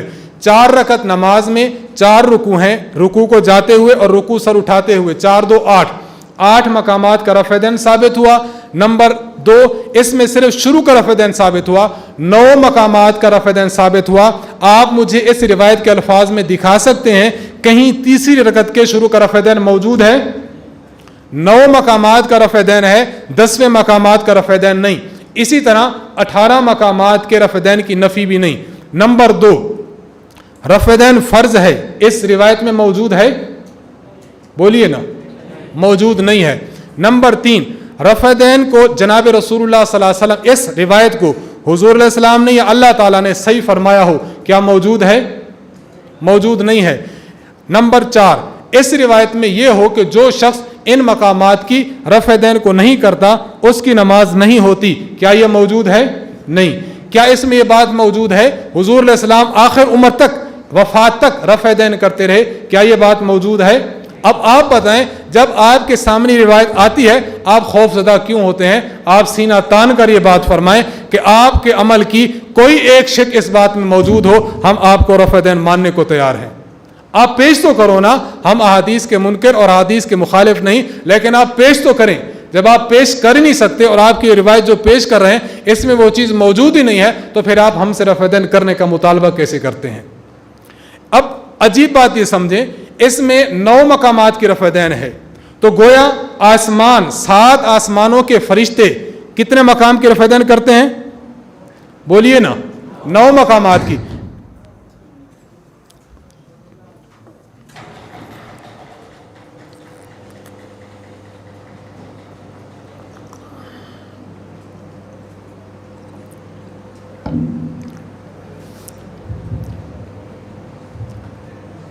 آسمان کے فرشتے 9 مقام کی کرتے ہیں، اور یہ کتنے مقام کی کرتے ہیں؟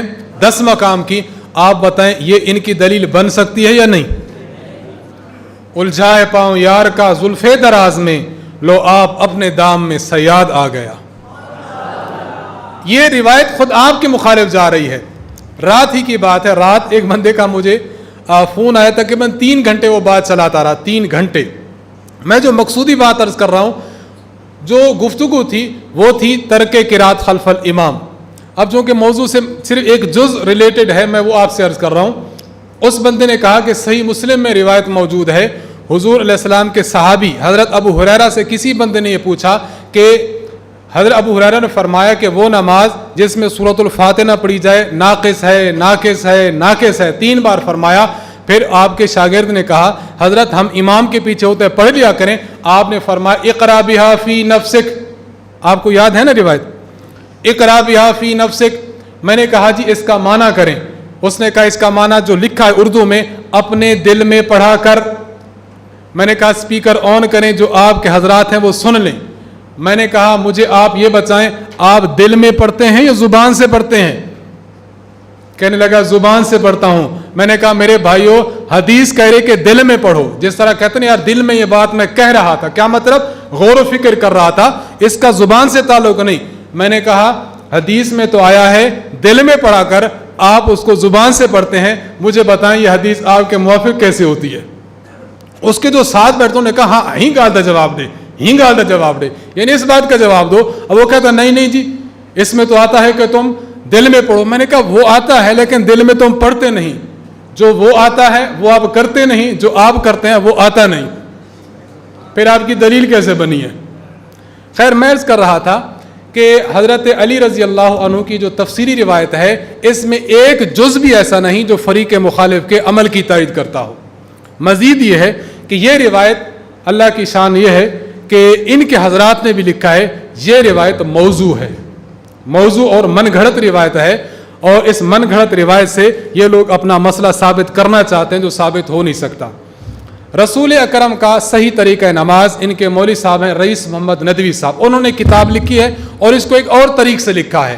اس میں یہ ہے کہ حضرت جبریل علیہ السلام نے حضور کو فرمایا یا رسول اللہ، اللہ نے آپ کو جو حکم دیا ہے اس میں سجدہ کے الفاظ بھی ہیں کہ جب آپ سجدے میں جائیں آپ سجدے میں بھی رفع دین کریں۔ اب میں آپ سے پوچھتا ہوں یہ لوگ سجدہ میں رفع دین کرتے ہیں؟ تو یہ دلیل ان کی بنی یا مخالف ہوئی؟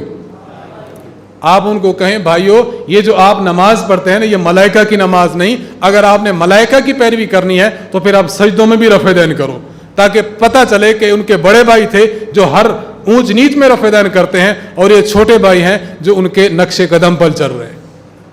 آپ پتہ نہیں سمجھے، پتہ نہیں سمجھے۔ دلیل نمبر 2 ذرا سمجھیں، یہ دلیل نمبر 2 صحیح بخاری کی ہے۔ میں عرض کر رہا تھا کہ جب آپ اپنے عوام کو بتا چکیں گے کہ ان کے پاس ایک روایت بھی نہیں جو ان کے پورے عمل کو ثابت کرے، اب وہ صحیح بخاری بھی آپ کے سامنے پیش کرے گا، آپ گھبرائیں گے نہیں، آپ کہیں گے اور پیش کر، لیکن اپنے موضوع پر پیش کر۔ صحیح بخاری کی روایت کیا ہے؟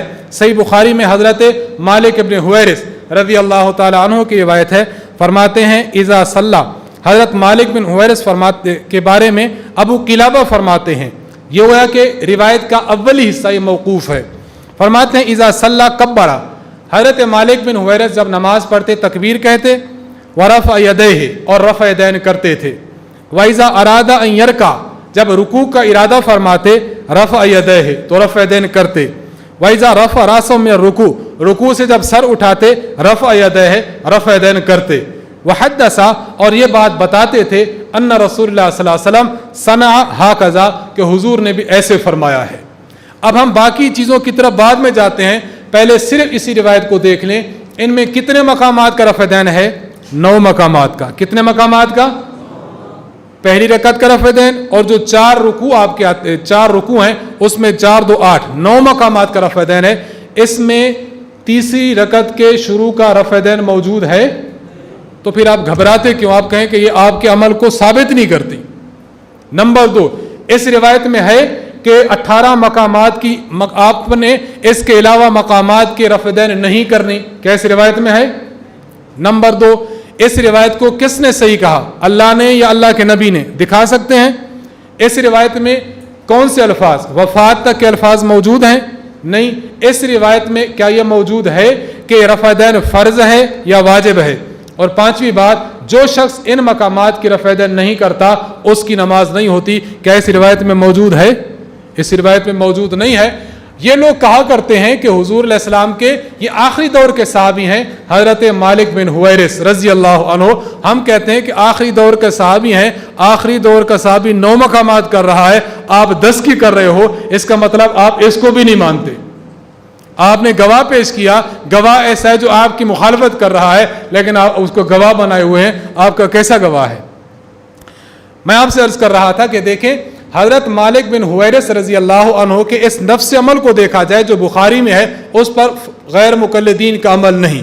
نمبر 2، حضرت امام احمد بن حنبل رحمہ اللہ، ان کا قول نقل کیا ہے امام ابو بکر خطیب البغدادی متوفہ 463 ہجری نے اپنی کتاب الجامع فی اخلاق الراوی و آداب السامع میں، آپ فرماتے ہیں امام احمد بن حنبل فرماتے ہیں الحدیث اذا لم تجمع طرقہ لم تفہمہ، حدیث مختلف طرق سے آئے، آپ سارے طرق جب تک جمع نہ کر لیں آپ حدیث کا معنی سمجھ نہیں سکتے، والحدیث یفسر بعضہ بعضا، کیونکہ ایک حدیث دوسری حدیث کی تفسیر کرتی ہے۔ اب اس سے پتہ یہ چلا کہ حدیث کے سارے طرق جب تک لیں گے اس وقت تک آپ کو بات، جب تک نہیں لیں گے آپ کو بات سمجھ نہیں آئے گی۔ حضرت مالک بن حویرث کی روایت کے اور طرق اگر ہم ان کو دیکھتے ہیں، ان طرق میں ملتا ہے کہ حضرت مالک بن حویرث رضی اللہ عنہ فرماتے ہیں اذا سجد و اذا رفع رأسه من السجود، کہ جب سجدہ کرتے تھے सजदों में भी रफ़े दैन करते थे, सजदों से सर उठाते थे, सजदों से सर उठाते एक वक्त भी रफ़े दैन करते थे। अगर हज़रत मालिक बिन हुवैरिस आखिरी सहाबी हैं और फ़रीक़ मुखालिफ इस वजह से अमल लेता है कि हुजूर की आखिरी ज़िंदगी का अमल है, तो आप मुझे बताएं हज़रत मालिक बिन हुवैरिस की आखिरी ज़िंदगी का अमल क्या होगा? सजदों में रफ़े दैन करना होगा। इससे पता ये चला अगर फ़रीक़ मुखालिफ हज़रत मालिक बिन हुवैरिस के अमल को लेता है, आज से सजदों में भी रफ़े दैन शुरू कर दे, ताकि हम ये देखें कि वाकई ये पूरा अमल लेता है, अधूरा अमल नहीं लेता। और बड़ी अजीब बात यह है, ये जो मैंने हज़रत मालिक बिन हुवैरिस रज़ी अल्लाह अन्हु की रिवायत आपके सामने पेश की है, गैर मुक़ल्लिदों के एक मौलवी साहब हैं नासिरुद्दीन अलबानी साहब, इनकी किताब है अस्ल व सिफ़त सलात नबी मिनत तकबीरत इला तस्लीम कान्ना का तरा हो, ये पूरा नाम है उसका। 3 जिल्दों में ये किताब है, एक जिल्द में तर्जमा छपा है। इस किताब में उन्होंने 10 सहाबा किराम जिक्र किया, 10 सहाबा कि जो सहाबा सजदों में रफ़ा यदैन करते थे, और उन्हें दावत दी है अपने अहले हदीस भाइयों को कि अहले हदीस हजरात आप इन मकामात की करते हैं, ये 10 सहाबा किराम हैं जो सजदों में भी रफ़ा यदैन करते हैं, लिहाजा तुम्हें रफ़ा यदैन करनी चाहिए। एक बंदा यहाँ आया था बात करने, खैर मैं आपसे अर्ज़ कर रहा हूँ ना, कई लोग आते हैं बात करने के लिए, उनको शौक़ होता है, बात करने के लिए आया तो हमने उनको कहा कि आप कौन से अहले हदीस हैं? उन्होंने कहा कि मैं रुकू जाते रुकू सर उठाते तीसरे शुरू का रफ़ा यदैन करता हूँ। हमने कहा कि आप ही के एक मुहद्दिस हैं, उन मुहद्दिस ने, और इनके एक और मौलवी साहब भी अबू हफ्स उस्मान अल उस्मानी अद्दाजली, मजलिस अक़वामुल हदीस से किताब छपी है उनकी, फ़ज़्लुल वुदूद फ़ी तहक़ीक़ रफ़्इल यदैन फ़ी सुजूद। 9 सहाबा किराम पेश किए हैं, 9 सहाबा किराम सजदों में रफ़ा यदैन करते थे। मैंने उनको कहा कि इन मौलवी साहब और इनके 2 और हजरात भी हैं जिन्होंने मुस्तकिल रिसाले लिखी हैं। रईस मोहम्मद नदवी साहब ने तकरीबन 15 सफ़ात लिखे हैं कि सजदों में रफ़ा यदैन करनी चाहिए, साबित है। मैंने उनको कहा कि देखें आपके आम गैर मुक़ल्लिद हजरात ये सजदों में रफ़ा यदैन नहीं करते, बल्कि सजदों के रफ़ा यदैन को खिलाफ सुन्नत कहते हैं। आप कि ये 2 हजरात और इनके साथ और ये 3 हजरात और 5 हजरात जो आपके मुहद्दिस और बड़े माने जाते हैं, ये 5 हजरात कहते हैं कि सजदों में रफ़ा यदैन करना ये सुन्नत है। गोया इनके नज़दीक आप तारिकीन सुन्नत हैं और आपके नज़दीक ये गैर सुन्नत को सुन्नत का दर्जा दे रहे हैं, और जो गैर सुन्नत को सुन्नत का दर्जा दे वो बिदअती होता है। इन 5 मुहद्दिसीन के नज़दीक आप तारिकीन सुन्नत हैं, आपके नज़दीक ये बिदअती हैं। मुझे बताएं आपको मैं किस कतार में शुमार करूं? आपको बिदअती कहूं या आपको सुन्नत के छोड़ने वाला कहूं? अब आप अंदाज़ा करें कि देखें अगर आपके नज़दीक सुन्नत है तो सब क्यों नहीं करते, और अगर आप छोड़नी है तो फिर ये क्यों नहीं छोड़ते, ये क्यों उसको लेकर बैठे हुए हैं। यह खैर मैंने दरमियान में एक ज़िम्नन बात अर्ज़ कर दी, और इस पर बिहम्दिल्लाह ताला हमारे पास बहुत ज़्यादा मवाद मौजूद है। अमूमन ये लोग जब मसलक अहले सुन्नत वल जमात अहनाफ के नौजवानों को वरगलाते हैं तो एक बात कहते हैं कि आपके हनफी ने ये लिखा है, फ़लाँ हनफी ने ये लिखा है, एक ने ये लिखा है, फ़लाँ ने लिखा है, तुम्हारे तो अंदर ही इख्तिलाफ़ है। जब तुम्हारे अंदर इख्तिलाफ़ है तुम्हारी बात क्यों माने? हमने बिहम्दिल्लाह इस पर बहुत ज़्यादा मवाद जमा किया है। अगर इख्तिलाफ़ की बात है, आपके एक मौलवी साहब ने लिखा है रुकू से जब उठते हैं तो हाथ बांध लो, दूसरे ने कहा है कि हाथ ना बांधो। हम पूछते हैं सच्चा कौन है, झूठा कौन है? आपके एक मौलवी साहब सजदों में रफ़ा यदैन करने को सुन्नत कहते हैं, दूसरे खिलाफ सुन्नत कहते हैं। सच्चा कौन है और झूठा कौन है? आपके एक हज़रत कहते हैं कुर्बानी 4 दिन है, और आपके एक हज़रत कहते हैं कुर्बानी 3 दिन है। सच्चा कौन है, झूठा कौन है? आपके एक हज़रत कहते हैं दाढ़ी वहाँ तक ले जाएं जहाँ तक जाती है, ताकि वहाँ से भी करास, जहाँ से भी करास कर जाए दाढ़ी ले जाओ। दूसरा कहता है मुझ से ज़ायद काटना जायज़ है। सच्चा कौन है, झूठा कौन है? हमने ऐसी फहरिस्त तैयार कर रखी है कि जब हम गुफ्तगू करते हैं फ़रीक़ मुखालिफ फिर बात नहीं कर सकता। खैर मैं आपसे अर्ज़ कर रहा था कि हज़रत मालिक बिन हुवैरिस को आखिरी सहाबी मानते हैं। इस आखिरी सहाबी से सजदों के रफ़ा यदैन भी साबित है, लिहाजा आज से आप सजदों के रफ़ा यदैन भी शुरू कर दो, ताकि पता चल जाए कि ये लोग सजदों के रफ़ा यदैन आखिरी सहाबी से लेते हैं, पूरी हदीस पर अमल करते हैं, अधूरी हदीस पर अमल नहीं करते। हम अहले सुन्नत वल जमात अहनाफ ये कहते हैं कि देखें हज़रत मालिक बिन हुवैरिस रज़ी अल्लाह ताला अन्हु सही बुखारी जिल्द अव्वल सफ़ा 87 और 88 की रिवायत के मुताबिक नबी अलैहिस्सलातु वस्सलाम के पास 20 दिन रहे थे, 20 दिन। और हज़रत अब्दुल्ला बिन मसूद, हज़रत बराए बिन आज़िब, हज़रत अली कर्रमल्लाहु वजह, हज़रत अबू बकर सिद्दीक, हज़रत उमर फारूक, हज़रत अब्दुल्लाह इब्न उमर, हज़रत अब्दुल्लाह इब्न अब्बास रज़ी अल्लाह अन्हु, ये किबार साहबा हुजूर के साथ सिर्फ 20 दिन रहे, आखिर उम्र तक रहे। तो एक वो सहाबी है जिसने 20 दिन रहा, फिर घर चला गया, उसने अमल दिया और पेश कर दिया। ये सहाबा हुजूर के साथ हमेशा रहे हैं, आखिर उम्र तक रहे हैं। लिहाजा आखिर उम्र तक रहने वाले सहाबी का कौल और उनका वो हदीस जो उन्होंने हुजूर अलैहि सलाम का अमल पेश किया वो काबिल कबूल होगा। और जिन्होंने 20 दिन है उन्होंने तो सिर्फ 20 दिन का अमल देखा, आखिर दौर तक का अमल तो नहीं देखा। हम आखिर दौर तक के अमल की बात कर रहे हैं, हम 20 दिन के अमल की बात नहीं कर रहे। मैं अर्ज़ कर रहा था इनके काफ़ी ज़्यादा जो दलाइल हैं वो दलाइल आपके इस फाइल में मौजूद हैं। आखिरी दलील मैं पेश करके आपकी अपनी बात ख़त्म करता हूँ। इन्होंने, हमने जब मुतालबा किया है कि आप ऐसी हदीस पेश करें जिसमें अल्फाज मौजूद हों कि हुजूर ने वफ़ात तक रफ़ा यदैन किया है इन मकामात का, तो आखिर इन लोगों ने एक हदीस ढूंढ ही ली, एक हदीस ढूंढ ली, और वो हदीस ऐसी ढूंढी है कि वो हदीस मौजू और मन घड़त है। और इस मौजू और मन घड़त हदीस को इन लोगों ने क्या गज़ब ढाया है। इनके एक मौलवी साहब ने ऐसे किया, हदीस की सनद और हदीस का आगे मतन उन्होंने पेश किया, मसला रफ़े दैन उन्होंने पेश किया, हदीस का मतन लिया और हदीस की जो सनद थी, सनद को एक तरफ रखा, सही मुस्लिम की सनद उस पर चिस्मा कर दी। सही मुस्लिम की सनद है, उसमें मालिक है, उसमें नाफे मौला इब्न उमर है, उसमें अब्दुल्लाह इब्न उमर है, बेहतरीन सिलसिलतुल ज़हब, ये सनद उसने इस हदीस पर लगा दी और कहा सुभान अल्लाह कितनी प्यारी हदीस है, एक एक रावी इसका कैसा है, और उन्होंने पेश कर दिया अपनी अवाम को। अब आप बताएं इसी को हदीस मानना कहते हैं या इसी को हदीस का इनकार और हदीस पर बोहतान बांधना कहते हैं? ये तो आपने बोहतान हदीस लगा दिया। मैं अर्ज़ कर रहा था काफिल एक हमारा छपता था, उसमें मुस्तकिल इसी रिवायत पर मेरा मजमून है, तकरीबन 8 या 10 सफ़ात का है, आप हजरात को मिल जाए तो वो ले लें। हमने एक एक रावी पर तफसील के साथ बहस की है कि आपने फ़लाँ फ़लाँ मकाम पर ख़यानत से काम लिया, सनद किसी की थी, मतन आपने इस रिवायत का लगा दिया, और फिर रुवात पर भी हमने बहस की। मैं इसी रिवायत पर कुछ बात अर्ज करके ख़त्म कर रहा हूँ। आप देखें सफ़ा नंबर 31 पर आ जाएं, नस्ब और राया में ये रिवायत मौजूद है। उसी हवाले से सलात और रसूल में भी लिखा, ये जो मैं आपको अर्ज कर रहा था ना जी, सादिक सियालकोटी, हमारे मशाइख कहते हैं कि जिस कबीले और कुंबे का सादिक का ये हाल है कि उसने मौजू रिवायत को सलात रसूल के कहकर पेश किया, जिस कौम के सादिक का ये हाल है उस कौम के काज़िब का क्या हाल होगा। सादिक ये बात कर रहा है। इसी तरह इस बात रफ़ैदैन खालिद गरजाकी, रसूल अकरम का तरीका नमाज, और इस बात रफ़ैदैन खालिद गरजाकी, ये जो कारनामा है ये इसी खालिद गरजाकी साहब का कारनामा है, इसको आप जहन में रख लें। रसूल अकरम सल्लल्लाहु अलैहि वसल्लम का तरीका नमाज, सही तरीका नमाज और हदीस नमाज, इन कुतुब में इस रिवायत को उन्होंने हुज्जत और दलील के तौर पर पेश किया है। रिवायत क्या है?